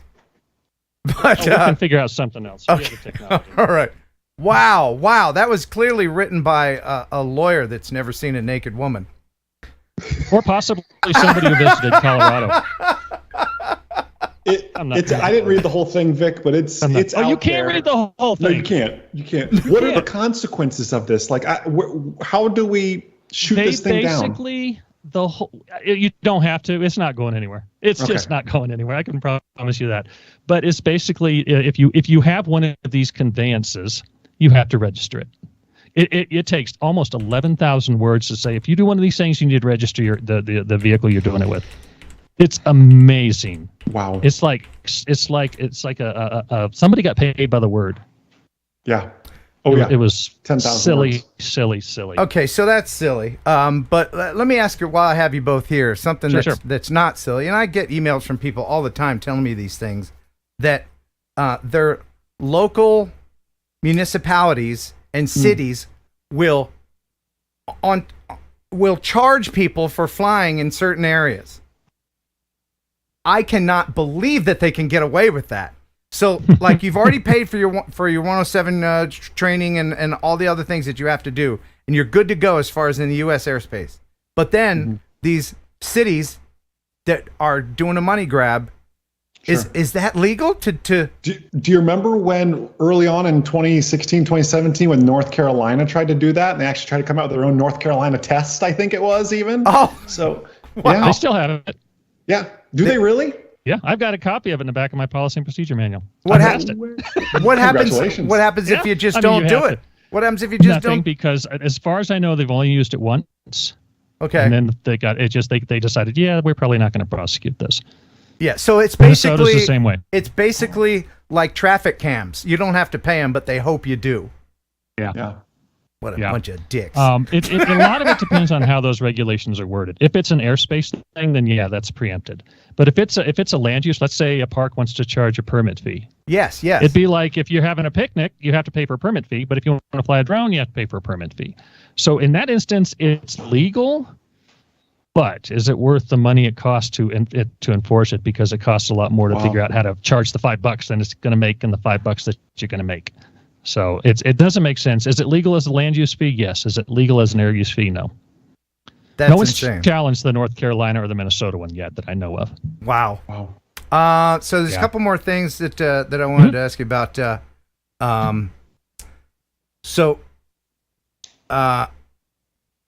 As far as remote ID and the Fourth Amendment, Dawn Zoldi, who was on, she made talked to Dawn earlier today. Really great points about that. Your feelings on all that and how that's going to shake out as far as, and when is this happening? Is this still the date? Is it still D-Day as far as when remote ID is going to happen? The D-Days are still the same. September 16th? Help me, Jason. 16th, 2022 and 2023. As of now, they're going to happen. It's unless we're told otherwise, it's going to happen. When will the RDQ suit be settled? Yes. Okay. Imminent is the word we've been hearing for 3 weeks. And last time I heard somebody say end of April, and I heard end of March. I heard end of February. If it's settled in RDQ's favor, how will that affect things? Oh, Lordy. It depends. I mean, do they just throw out the Fourth Amendment, public right to know where we are part? Then we just kind of tweak it a little bit. If they say, well, you got to go back and write the whole thing again, then we don't tweak it a little bit. Then we go back and we get another 56,000 comments on an NPRM or 53 or whatever it was. I don't see that happening. One main reason there is the vast majority of the garbage. I'm not going to say garbage. I have to be nice here. The vast majority of the parts, the rule that people don't like, were put in by Department of Homeland Security. And the Department of Homeland Security is a 600-pound gorilla in the room, and they get what they want. Now, will a federal judge overrule it? Who was it said predictions are very difficult to make, especially when they're about the future? So where's it going to go? We'll all know together. Together. I think so. I hope the Fourth Amendment I hope the Fourth Amendment part kicks in and they don't allow public access or public knowledge of where we're flying from. I think that sets a dangerous precedent. And I've said this publicly before to people who can do something about it, is somebody's gonna die. Yeah, people they're gonna get attacked. The drone pilot. And then I would get my concealed carry permit, which I don't have, what I actually should. Well, Colorado's an open carry state. Wow. And I think Tennessee I know plenty, is too. And we all know plenty of pilots to carry right now, open or otherwise. You shouldn't have to do that though, because it's utterly ridiculous that they would allow your location to be broadcast. Yeah, and anybody who knows me knows I'm a proponent of remote ID, but not the way it's set up now. Sure. Wow. I think we need a way to see who's in the sky, or at least not us, but we first responders, things like that, need a way to know who's in the sky when they shouldn't be, and who's in the sky when they should be. Let's say I want to go fly at Bronco Stadium again, and I'm whitelisted. Yeah, or I fly out at DIA all the time. I've got a 200-foot COA and a 100-foot grid, and they catch me on their little aerial armor out there, and they come pay me a visit. But if I'm whitelisted, actually I am whitelisted out there. But anyway, so it's a double-edged sword. Remote ID is a good thing, but it was the implementation part of it was lacking, and I don't blame the FAA on that. It's going to create. And no, I'm not kissing up to the FAA, although I'm friends with most of them. But still, it's. I hope that's not a good thing. I hope nobody gets hurt as a result of all this. I hope so too, for many reasons. We have one other thing, if you don't mind. Sure. What do you got? I'm surprised Jeff didn't mention this. First of all, you guys don't pay Jeff enough. I'm sorry. Poor guy. Poor guy, Jeff. He works so hard. We pay him in liquor. So hard. You give him so much crap. We pay him in alcohol. Yeah, blue liquor apparently. Yeah. Blue liquor. What was that? It looked disgusting. It was Windex. Yeah, he drinks Windex. Why not? Okay. Well, yeah. What do you got? I guess it's good for the breath. 2 hours ago, the FAA released the BB loss ARC report. Ooh, what's that? The Beyond Visual Line of Sight Aviation Rulemaking Committee report. We've been waiting for this and waiting for this and waiting for this. Kenji was on that Aviation Rulemaking Committee, and Scott also was helping with that. Scott Stoffman with the UVSI now. But they've done some really cool stuff. It's a 361-page PDF or whatever, so I'm not reading it all tonight. But there's some flight rule recommendations that the ARC said, hey, FAA, let's try and do this. And if Bruce is listening, they want to get shielded operations in there. Oh, wow. Yeah. Okay, hell. Flight Rules Recommendation 2.2, the ARC recommends the UA operations. Shielded and non-shielded. I'm going to do non-shielded first. Non-shielded low-altitude areas, i.e. below 400 feet, yield right-of-way to crewed aircraft equipped with ADS-B. However, if that crewed aircraft is not equipped with ADS-B, they have to yield right-of-way to us below 400 feet. Really? Wow. What? This is a recommendation. I want to make sure people understand and not get all excited about this and go fly to an airplane and say you didn't yield. This is a recommendation. Wow. Right. This is not the rule. Okay. Where's the shielded operation one? Yeah. That's what we want to hear about. FAA, this is flight recommendation 2.4. The FAA should amend FAR Rule Part 91.113, which Jason, you know, is the yield right of way, manned aviation, crewed aviation, hierarchy. The FAA should amend FAR Rule Part 91.111D to give UA right of way for shielded operations. Shielded operations are anything with 100 feet of a obstacle. I think someone had structure and someone had obstacle, and all of a sudden I can't remember what they came up with. So the Bruces of the world and the me's of the world and y'all too. If this goes the way it will, wow, we could likely have the definition of shielded operations in not only the FARs regulatory, but in 107. That would be phenomenal. That would be some great. Things about changing the wording in 107.3.1 or 3, which is 3.9 is BB loss, right? Or is it 3.1? Whichever one it is. They're talking about there's ways to change that, so adding to it, so you don't have to be have visual line of sight. You can have what's called detect and avoid as opposed to see and avoid. So you can do things like you've got command of the airspace, you've got beautiful situational awareness. You're out in the middle of nowhere. You're a mile away, 200 feet in the air, and you can see 360 degrees around you, and you know there's no airplanes around. Then you can fly BB loss. Wow! Oh my goodness! Now again, these are all recommendations, and this is a summary as per Vic and some of what we're talking about. But that's basically what it boils down to. So in a couple of the groups we've sent out, we posted links and popped up the PDF. And a couple of Facebook groups, and I'm going to share it in a couple other groups tomorrow. I have a shoot tomorrow, though, but we'll figure that out. No, this is great. And of course, the person you're talking about that would be overjoyed is Bruce XJet. X-Jet, yes. Bruce, he'll be happy. Yeah. He'll be happy. He's been a proponent of okay. shielded operations. But I can't wait. I hope this all goes through. I can't wait to go to the airport and chase non-ADS-B planes around with my drone. That's probably. I don't think that's going to happen. Hold on. For those of you without common sense, Ken was joking. And on the left side of the plane, you'll notice a drone, and we have to see and avoid that drone. We're gonna put it into acro, and we're gonna get the hell out of the way of the drone. On the right side of the plane, you'll see the ground. We'll be arriving in Dallas, Fort Worth. Local temperature is 97 degrees. Okay, first of all, if it's commercial, they're gonna have ADS-B, so the I just wanted to do my pilot announcement. That was pretty good. It sounded good. That was pretty good. So take a look at that. The summary is I think from page 8 to 13, along with the director's remarks. It has the potential to really open things up for the FPV folks. I'm on my third FPV BV loss waiver. My first two have been denied, so hopefully my third one will happen here pretty soon. Wow. There's two ways this could happen. One, we could do like what we did with the remote ID, and they could put out a rulemaking thing, and then we have the comment period and all that.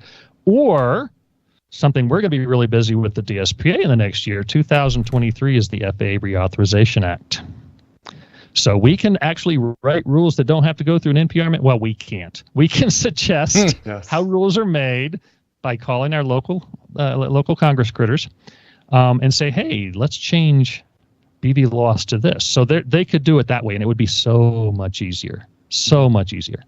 Great. This is all good news. That was exciting news today when we saw this. This is all good stuff. And again, with remote ID, I hope it's not a case where they implement one thing, terrible things happens, and they have to bring it back. I hope that doesn't happen. I hope not. Yeah. And we'll just, we'll see. We'll all find out together. Right. The RDQ may come out tomorrow, but I doubt it. They want common sense from us, but we, as a community, all want common sense from our lawmakers, don't we? From them, yeah. Yes, indeed. I think you're more likely to get it from pilots personally, but that's just me. Well, yeah. I spent all day yesterday with a bunch of them here in Colorado. So, awesome. Yesterday? Tuesday. So yeah, we'll see. But no, it's great. I'm really happy with the way it came out. I'm looking forward to diving into this over the weekend. I know you like reading PDFs, man. And I can just put it on my iPad and go doink, doink, doink, doink, and read it. Well, we thank you very much for your insight. Thank you for the good news and all the information, Vic. There are links in the description right now. Once again, call to action. Go here. Tell them what you think. Make a comment. Right? Make a comment. There you go. Awesome. Tell them that the wording is awesome and just go with it. Yes, and refrain from the F-bombs. That never helps. Pretend you're talking to your grandma. Right. Awesome, Vic. Thank you so much. Grandmas. All right. Y'all fly safe. Have fun. We'll see you later. And we'll see you later. Bye. Thanks, Vic. Right. See ya. All right. Bye-bye. How about that dude, huh? I like it. Always enjoy chatting with the old Mr. Moss. Yeah. And I liked his background too. I meant to ask him about that. I think that was an aerial shot of something. It looked like railroad tracks, like a super train. Yeah. Okay, we got to get into viewer videos. Oh. And the show's already going long, but we have to get into a contest too, because somebody's going to win this. I can stay up late. I asked my mom. I can stay up late. Did you? Oh, good. Yeah, I asked my mom too. She said it was cool. Good. All right. Excellent. All right. So let's get into some of these viewer videos. All right. What are my options? Well, I'll give you a choice. Do you want to go to St. Louis or an amusement park? Oh, amusement park. Sorry, St. Louis. You have a cool arch. I get it. But... Yeah. All right. This is Kennywood Amusement Park. This is from Mavic Mini Pilot. He says, "Hey Ken, I flew at Kennywood recently, and I also have another video coming up about the steel mill that I will submit next week. Hopefully your car does not break down." Oh, thanks. Another car comment. That was nice of him. Thank you, Mavic Mini Pilot. Amusement park's always good subject matter. Mm-hmm. Very much so.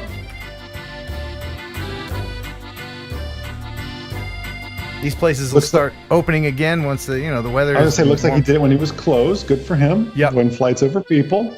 Absolutely not. Don't want to do that. Mm-hmm. Where is this?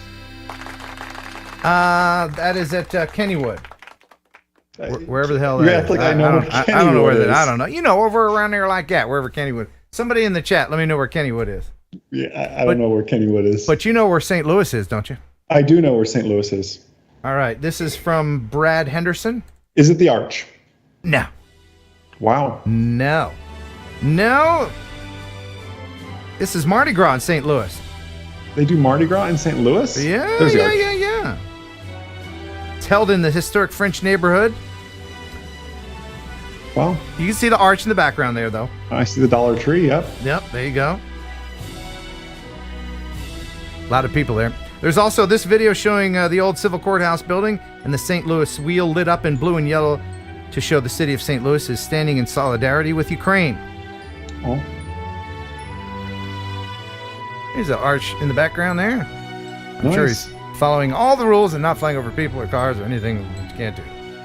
Yes. This is a real nice video.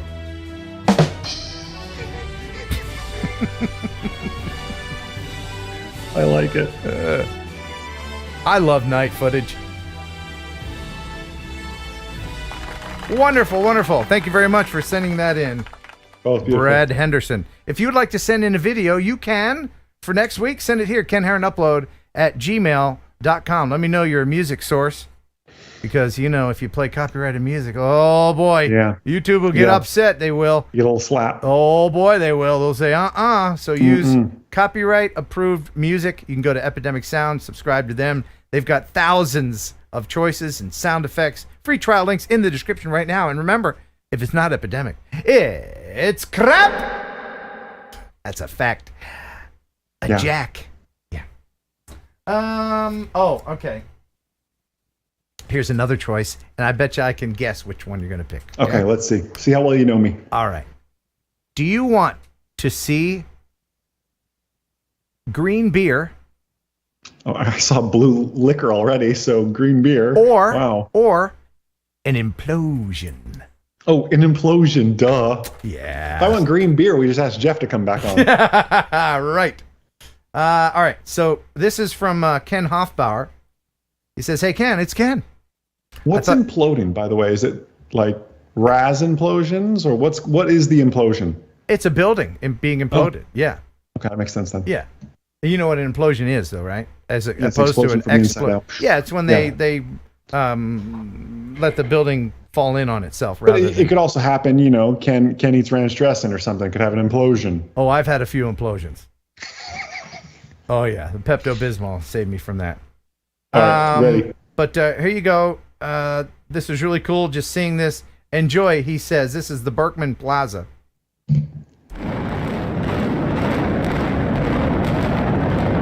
I feel like I hear the implosion. I just don't see it yet. Oh.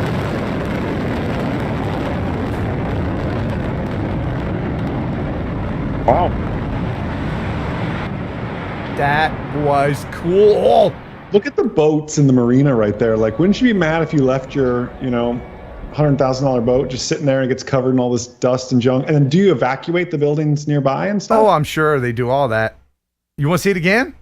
Yeah, why not? Let's see it again. Yeah, because that was really cool. Now you can see how far away he is and how he had to. I was hearing it, but I wasn't seeing it. He had to zoom in. But you can see where the people are. Oh yeah, they're close. Yeah, you can get debris from that close. Oh yeah, you can. I would love to fly FPV over an imploding building. I would just. I'm sure they probably put a TFR up or something. But you can get permission from the company to do it. Maybe. But you can work that out. Yeah, why not? Yeah, man. Thank you, Ken Hoffbauer. Thank you very much. This next one is from Ben. He says, "I know you used to live near Syracuse." And I did. Did you really? Oh yeah, I used to live in Syracuse for a while. I did a morning show there on 95X. Yeah. Wow. This is Green Beer Sunday at Coleman's on Tipperary Hill. I went there. Really? Good time? Yeah, oh yeah. As the old folks drink Coors Light with green beer food coloring in their cup. He said, have a few green beers on the road trip. Music, of course, is epidemic sound because everything else would be what, Jason? It'd be crap. It would be crap, indeed.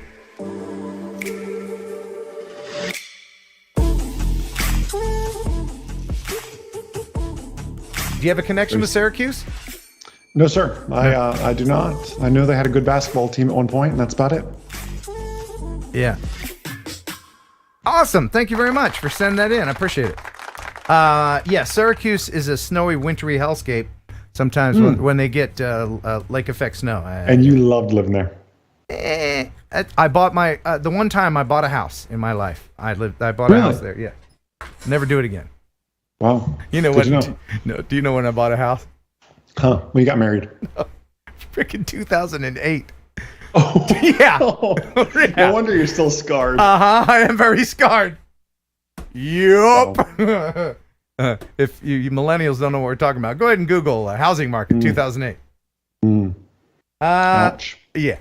Anyway, by the way, if you have any questions for this guy, very knowledgeable about Part 107 stuff and even man pilot stuff. Should we talk about this right now, just very quickly? Tell Whatever people, you want, sir. Yeah, it's your show. Now, co-host. remotepilot101.com. If you're, Vic was talking about 107. We've been hearing about that. Maybe you're new to the channel. You don't know what's going on, what you should do. One of the first things you should do is get as much knowledge as you can about where you can fly your drone. Even if you're just going to remain a hobbyist, it's good to get the knowledge that you get at remotepilot101.com. And you guys are updating your curriculum all the time, aren't you? All the time, sir. And I've already seen a bunch of alumni going by in the chat. So hey to all the alumni of the course and everything else. Giving you all a shout out. Yeah. Here's the website right here. You can see Jason's smiling face there. And the courses. Both watches and everything, yeah. Both watches. Now you can use Heron 18 to get 30% off.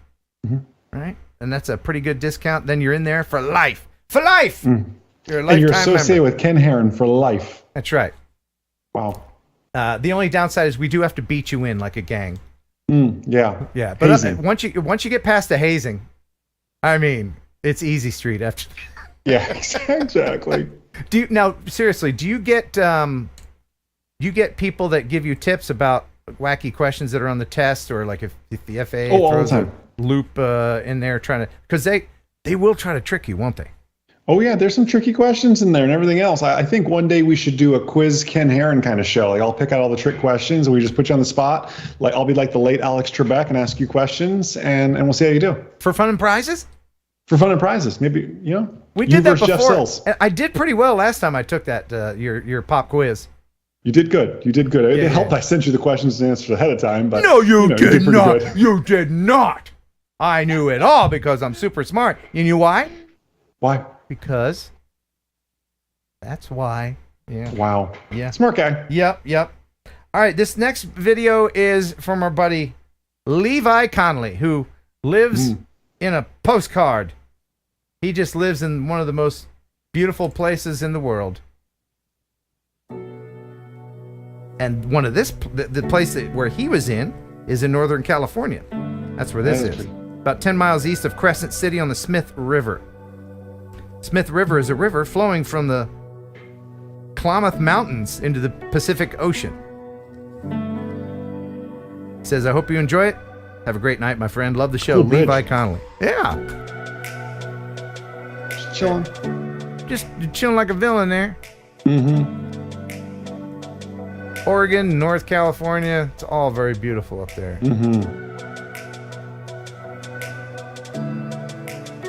Now, I love Tennessee, but I can't wait to hell to get out of here. I just can't wait. I am just taking our big road trip from Chicago to Santa Monica. A week out and a week back, or what are you thinking? Yep, we're taking 2 weeks, 2 solid weeks. So we got our Airbnb in California. Going to spend about 3 days out there. Nice. We're going to see all the sights, all of them. Nice. We're going to smoke peyote in the desert. We're going to do it all. I'm just kidding. We're not going to do that. I don't know what that is, but okay. You never heard of that? Never heard of smoking? I live a pretty sheltered life. You never heard of peyote? No. Oh, well, that's I think it's a Native American tradition. No. I think. I don't know. I don't know either. But if there's any Native Americans that want to smoke peyote with me, you can email me here. I'd love to do it. I'm all about it. You're making things up. No, where's the 420ers? You know about peyote. Come on. I think after you, it's legal because it's but it's I think you puke and then you feel good. Sounds terrible. Once you vomit, then your smooth sound. Then you look at the aurora and you're like, my life changed. All that kind of thing. Anyway, it sounds terrible. You think I'm making it up? I'm not. Got it. I'm not. I hope I'm not. I hope I wasn't told wrong. Anyway, okay. This one's from Joe Fodoleo. All right. And he is in FPV mode with his Air 2S. You know what FPV mode is with your drones? Okay. On the air? Yeah, you can lock the gimbal and kind of get some banking turns.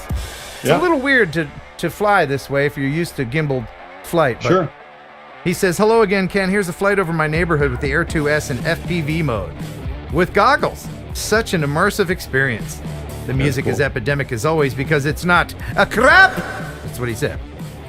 His words. He says, thanks. Looking forward to meeting up at Minefield. Nice.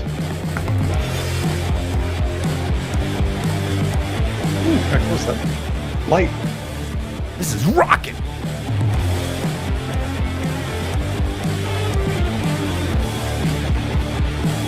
And he's really excited, as you can tell from when he brings it in for a landing here. Can't wait. I think Joe would really enjoy true FPV. Oh, yeah. This is a good way to get started. Sure. Wait do you see how excited he is? Yeah! There you go. There you go. Or did he have that? No, that was me. That was me. But he did that. It was well timed. Yeah. Thank you, Joe. That was fun. Cool. Okay. How you doing? You doing all right? I'm doing great. Like I told you, my mom said I can stay up late, so I'm good to go. Okay, cool. We're going to play a game here in just a minute. I just want to What is this game about? Oh, it's right up your alley. It's right up your alley. I can't wait. And you're going to get... I'm catching up on some videos from last week if you sent them in. Well, you got to didn't catch up on Beauchart next week, too. I'm disappointed. Yeah, I don't know why that didn't work. I'm trying to play it again. I really want to share that. Is it because you use Windows Movie Maker to edit it? Is that the problem? No. No. Honestly, it's the way I had to download it. Yeah. I'll blame myself. I'll take all the credit for fall on your sword. Yeah. I apologize, Jim. It's not that I don't want to show it because I want to see people's reaction. I wanted to see your reaction. It is. Wow. It is. Damn it. Anyway, let's enjoy this video from Kyle Jones, shall we? I'm ready, Kyle. All right. Now, there was some recent flooding in Tennessee, and this is some footage from Fayetteville, Tennessee. It says, hey, Ken, This is from Lincoln County, Tennessee, and the Elk River flooding from all the rain in the past few days. Again, this was last week. This was done with the Mini 2. This is Kyle Jones footage. Wow. Yeah, we had some torrential rain systems going through. How long ago was this? About a week and a half ago. Wow. Yeah. I'm sure this water has receded, but yeah, that's quite a bit.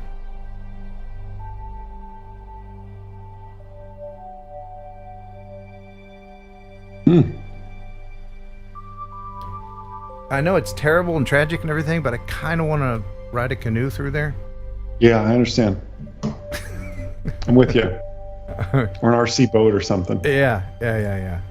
Oh, an RC boat. Yeah. Do you have an RC boat? I do, actually. You're in Florida. Okay. What are those like to I've never. We use them in the ocean. They don't work. They don't do well over the little bit of waves and that sort of stuff. It's fun. They're a little hard to control. It's just a tiny little rudder, right? And you're just ripping. Of course, you go full throttle everywhere because why not? How big is it? Show me how big. I think about a foot, maybe. It's a small little guy. And it just goes. Yeah, it screams. It's loud. It has a little flag on top so you can still see it going through the waves. Oh man, how much is one of those? I want to get one of those. I got on Amazon. It couldn't have been $150. I gotta get me a boat to go to California. Yeah, I gotta get me a boat. Okay, we're gonna show a drone crash, and then we're gonna play the game. Okay. I apologize for the lateness of volume 6 of drone crashes. I have been working on them, collecting your videos. If you want to send me a drone crash video, you can send it here, kenheronupload@gmail.com. Send me a link, preferably, not a file. I'll be sure to get it that way. And in the subject line, just put crash or drone crash or something with the word crash in there so that I can find it. So this is from Enzo. Oh, God. Okay. Enzo. It's got a lot of vowels in it. Give me a second. Lunar Deli. I grew up in Philadelphia with yeah, so I'm familiar with these types of names. He says, "Hello, Ken. I translated the video because I was speaking Spanish. The drone survived, but my dad bought me a Mini 2, so now that drone is trashed." This is from Enzo.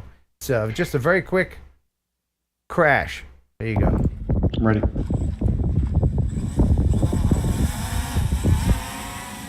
¿A dónde vas?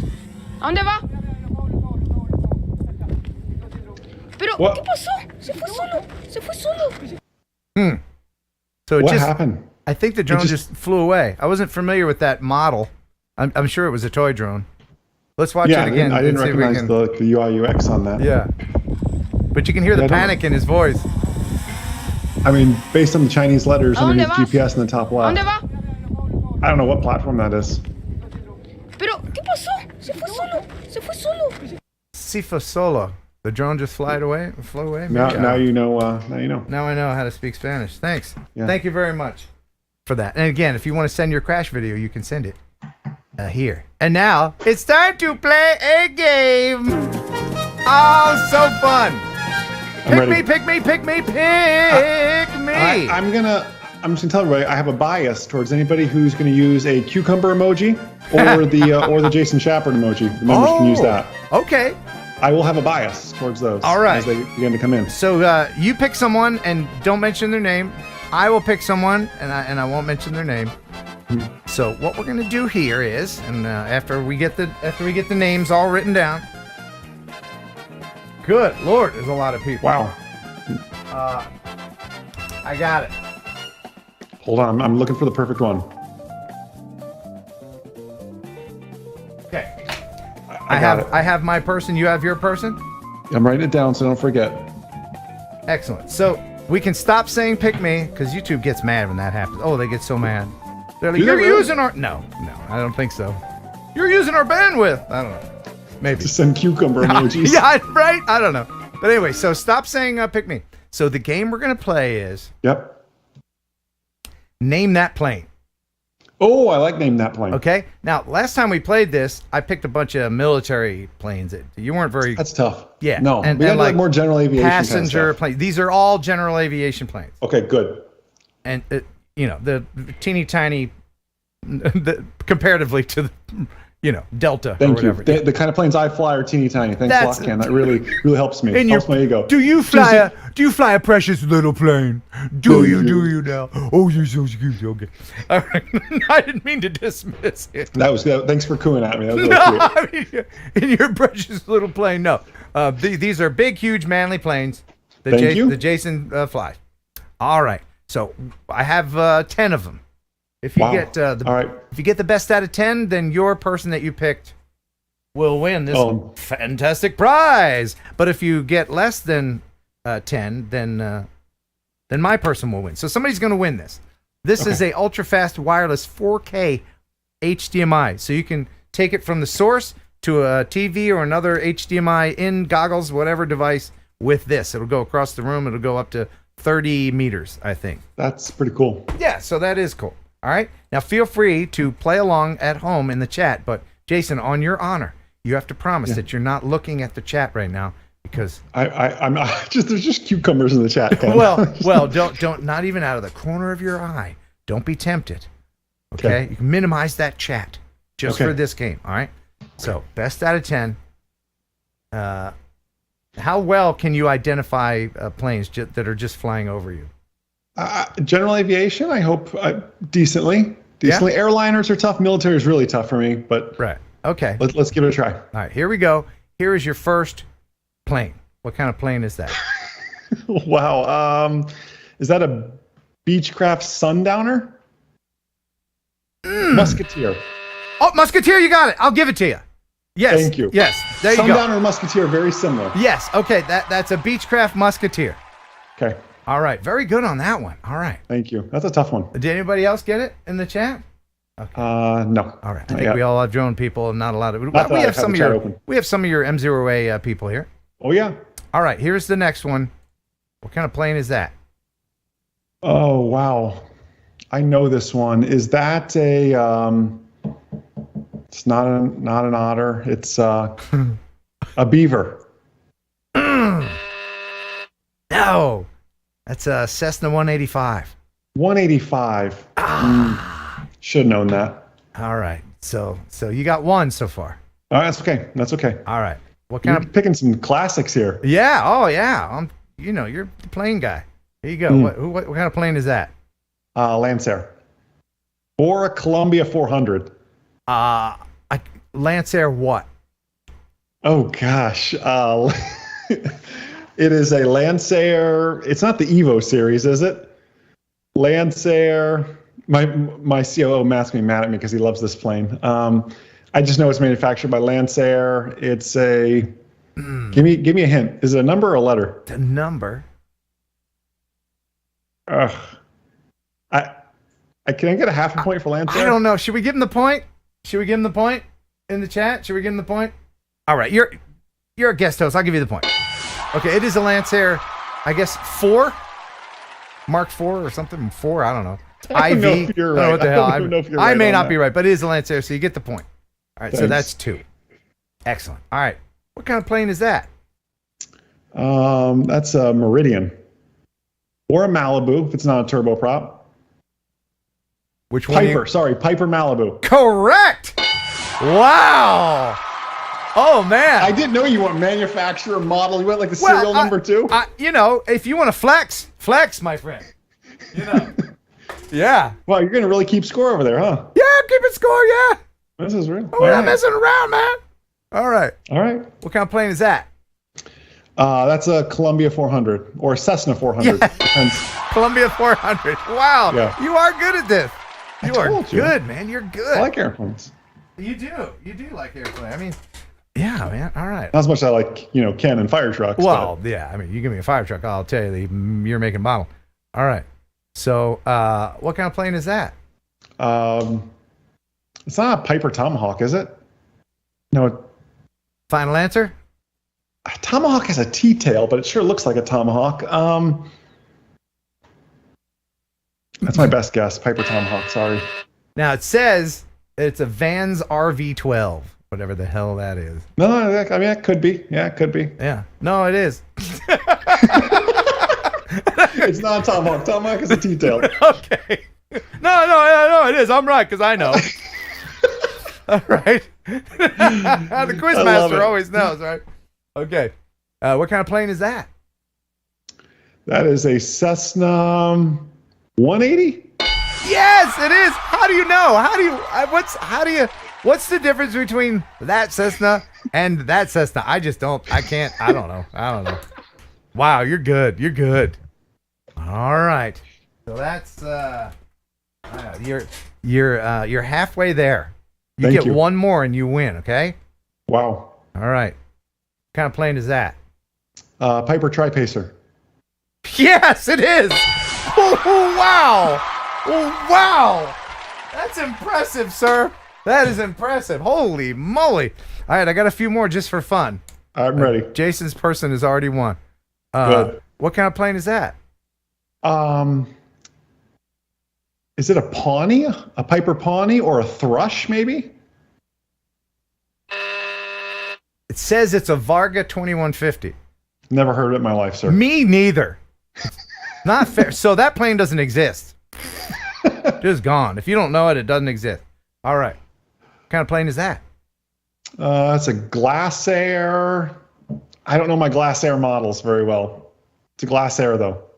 It is a Glass Air. It's a Sportsman. Sportsman, that's right. Wow. Did you know the years of any of these? No. Okay, because that would have been, you would have been like some kind of wicked savant. All right. It's like when a Mazda drives by and you just know what it is. You know, it's a Mazda 3. I could tell the difference between first gen and second gen RX-8. But that's about it. See? Yeah. All right. So here's a bonus one. All right. All right. What kind of plane is that? Is that a T6? No. Is it a Navion? Air Force. Do we make it bigger? Sure. Okay, there you go. And it's not. No, it can't be. It's not a T6. You're sure it's not an Navion? Yeah. Well, what do I know? Sure. Good. Yeah, it is. Okay. I don't know. No, I don't know what it is. Sorry. It's a plane with wings. It's some sort of Air Force trainer. It's a North American. Oh wait, Navion. It is a Navion. Holy hell! You got it. I think. Yeah. Good Navion, for you. yeah. Navion, whatever. Anyway, well, I just learned a little bit about planes. Wow. So who is the winner of this fantastic username Justin Time? Justin Time? Congratulations, Justin Time. He watches all the time. Just in time. Just in time. Is he in the chat? Oh, Justin? I sure hope so. Because I've been meaning to play a game with Justin. Justin, are you in there, buddy? Justin is a huge fan of my pause before the news. He loves that. Oh, good. Yeah. Is he not in the chat? I'm sure he is. I mean, he was there earlier with cucumber emojis, Jason emojis. It was pretty. There he is. Oh, there he is. Okay, well, congratulations, buddy. You won this. Now, you may notice that Justin is a moderator because he has a blue wrench. Yeah. But he's not a member. Wow, we got to work on that. We got to work on that right now. So, the shame game. The shame game. All right. Shame it. All right. It's time to shame Justin Time into becoming a member. It's really easy. And we even recorded some awesome stuff that Justin would love to see, but can't because he's not a member. I shared about my skydiving experience. Yes. How terrible it was. And Jeff drank Windex. So if you want to see that among a whole bunch of other great membership content that I am now populating, then you want to become a member. But just in time, you really want to become a member because everybody in the chat right now is going to shame you into becoming a member. So you tell Justin to become a member right now. All right? Most people are saying poor guy, but yeah. Poor guy. Oh, because I'm picking on him? Yeah, most people are. Nah, I don't care. Become a member. Justin, come on, buddy. Come on, man. You know you want to. All right. I mean, Ken's got a big trip coming up. Yeah. That $150 a month is really going to help me with the trip. It is. Sure. But just knowing that I have your support, Justin, is very important to me. Awesome. All right. So the show is it's just about over. But I've got one more viewer video, and this is from Tom Henderson. Tom Henderson. And it is of Pensacola Beach. Hey, you know where that is, don't you? I do know where that is. It's the old Panhandle. Yeah. He says, Ken, everyone loves to film Pensacola Beach, but they tend to spend all their time filming the Gulf of Mexico side. As it turns out, there's a lot of cool stuff to see on the other side of the island, too. And so that's where I decided to spend my time. Hope you enjoy. And I welcome any feedback from the master. So I guess that's you, Jason. I don't know. It is well color corrected, though. If there's any color correction, it's well done. It does look really good. And he's using Epidemic Sound. Well, you know why? Because everything else is crap. That's right. Man, Florida's pretty. You should come down. I really need to come to Florida.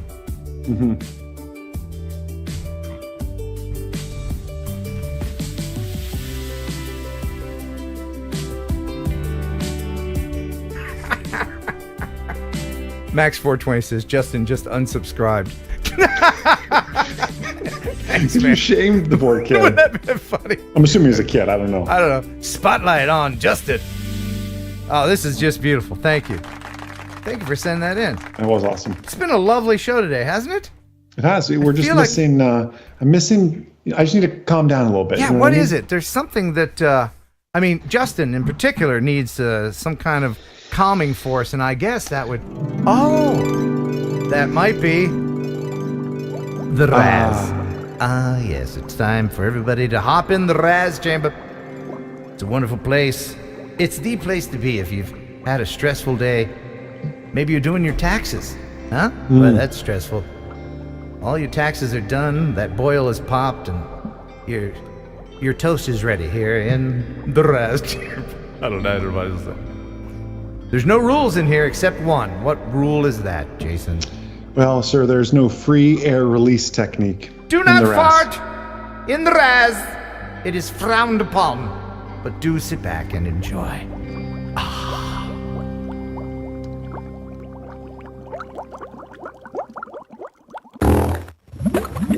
Drone Rob? Good Lord, of anybody, you should know not to fart in the Raz. Drone Rob? Wow. I mean, I always count on my Robs, man. But I want to announce just in time. Yes. Is a new Heron bird. Hey! Welcome! Oh, Justin. Awesome. You know, that heron bird just looks great next to your name. Don't you feel complete now? Thank you, Justin. And let me go back before we go. And I wanted to thank a bunch of people who are supporting the show. Because we did get some more super chats. 10 Toes. Sure. Thank you, 10 Toes, very much. 10 Toes gave $10. $1 for each toe. Route 66. Nice. John Steinbeck called the Route 66 Mother Road in the Grapes of Wrath because it beckoned people into the Dust Bowl to head to California. Oh, okay. I didn't know that. Thank you for those facts, 10 Toes. And thanks for the $10. Mike Speedy FPV with 20 pounds. Wow, thank you. And Alexa, what time is it in England? In England, it's 3 a.m. Good Lord. Wow. I assume maybe you're in England from the poundage, but if you're not, I apologize. But thank you very much for the 20 of them. This is for Ukraine. Thank you, Mike Speedy FPV. Philip Koshat. Did you get some Koshat on you? Jason, did you get a little bit of that? Yeah, a little bit, I bathe regularly, so it's okay. Okay, good. Philip, thank you very much for the $10. He says, damn, missed the train. Here's a late entry. I will leave it on the tracks. He's going back to work. See you on the replay. Thank you very much, Philip. Philip always meets up with me in Birmingham whenever I'm there to film whatever crazy thing I happen to be doing. Jamie, hang on, let me read it like an old man. Jamie, none of you biz. What's your last name? None of you biz. Well, no, come on. I just want to know. Just tell me. It's none of you biz. Thank you, Jamie, for the $9.99. Then the attackers just won't attack the base. They won't put those in FOB. Too remote. I guess he was talking about something we were doing earlier, and I thank you very much for acknowledging that. Appreciate it. But thank you. Thank you very much. WHM3 with the $20. Hey, guys, checking in. I'll catch up with the 411 and laughs during Saturday morning coffee. Have a good one. Thank you, WHM3. And Dynadrone is back. Keep your cucumber hot before you eat it. The cucumber? The cucumber, man. Like, why? Why? That seemed unnecessary. It was totally, it was college dudes. Oh, yeah. It's like, hey, man, let's make one of the vegetables a cucumber. I would have. Sure, why not? Absolutely. It'll wrap around a vegetable. What vegetable you want to use? Cucumber. Why? Yeah. Who knows? Ken Torbeck, $5. If you can check your upload email, I sent you a link to the photos of the AN225. Okay, cool. Thank you. I will check that out. And then, oh my goodness, Josh Hawk. Thank you, Josh Hawk. $50. 50 bones in Justin's honor, and because this show is awesome. Aw, nice. Justin It Hawk. is awesome. It is awesome. And now, here's a very heartfelt message from Jason, just to you, Josh Hawk. Wow, Josh, thank you for your 50 bones. It helps support Ken on his long and treacherous journey down Route 66, where there will be tumbleweeds and that Indian smoking thing and many amazing things that will change Ken's life for the better and maybe give him more gray hairs. But we love him.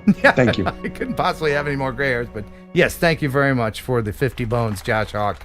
And TJ, Anubis Arts, $4.99.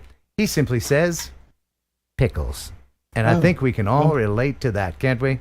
No, who doesn't love a pickle? When life is getting you down, and you don't know where to go, and you can't turn that frown upside down, just remember, pickles. Yes. Thank you, TJ. Now let me go through here and make sure that we did all that. We did that. Oh, okay. I guess, Jason, we have time for just one more joke, if you don't mind, sir. Wow. Would you like a joke about fire trucks, or I guess fire themed, or would you like a joke about morning radio DJs? Oh, the morning radio DJs. Give me that one. What you got? Okay. Did you know there's nothing in the Guinness Book of World Records about morning show DJs? I didn't know that. Yeah, they don't hold any records. Is that a record? I see. Well, did you have records? Or are you that old that you did like records back in the day? Like, for those who don't know, my resume is as long as my arm. I have all the call letters that I've ever worked, the radio station on my arm. Good and bad? This is high school. This is where I am now. It's a space where I need to put WJLI. And when I was in high school, and the one radio station after that, we did records. Wow. So yeah, I'm that old. Wow, congratulations. I think it was mostly because the radio station after high school couldn't afford cassettes or something. Ooh. I don't know. But yeah, I did. That's pretty cool. Yeah. Do you have a record player? Do you own a record player? No, sir, I don't. No, I had an Ediphone, but I got rid of it. Yeah. Hey! What are you trying to do? You ruined my record, man. I just bought it.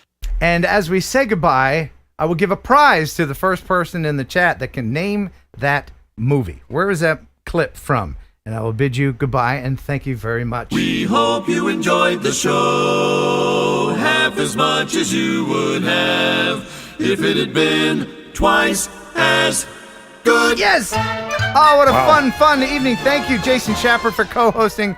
Thank you, my friend. Always fun when you're here. We get the knowledge. We get the good look. And the 2 watches. Let's see them things. Look at that. Yes, indeed. Thank you, Vic Moss, for all of the information and hopefully good news to come with the FAA. Thank you, Jeff Sills, for all the wonderful news. And most of all, thank you guys for watching each and every week and for supporting the show. I love you. I truly do. I mean it from the bottom of my heart. Until next time, thanks for watching. Thanks for subscribing. Bye.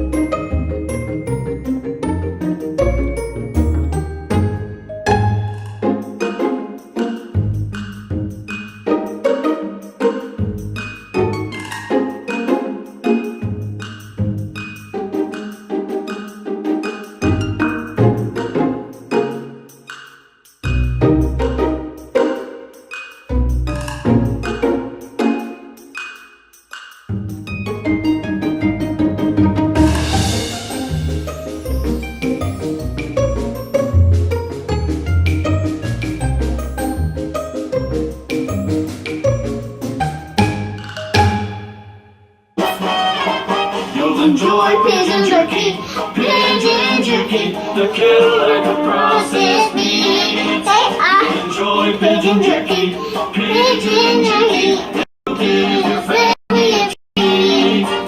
Establish nutrition to help them grow. And it's full of fiber to make them grow. You'll enjoy pigeon jerky. Pigeon jerky. A tail like a processed meat. Yeah. That was so funny. You'll enjoy Thursday Night Live with Ken Heron and Kelly, Jeff and Ashley too. There'll be fun and quizzes and Kelly's misses. The bird is the word in the news. It's the #1 live stream, it's got pizzazz. There's only one rule, don't fart in the rats. If you think it's funny, super chat some money, 'cause TNL is here for you. Yeah!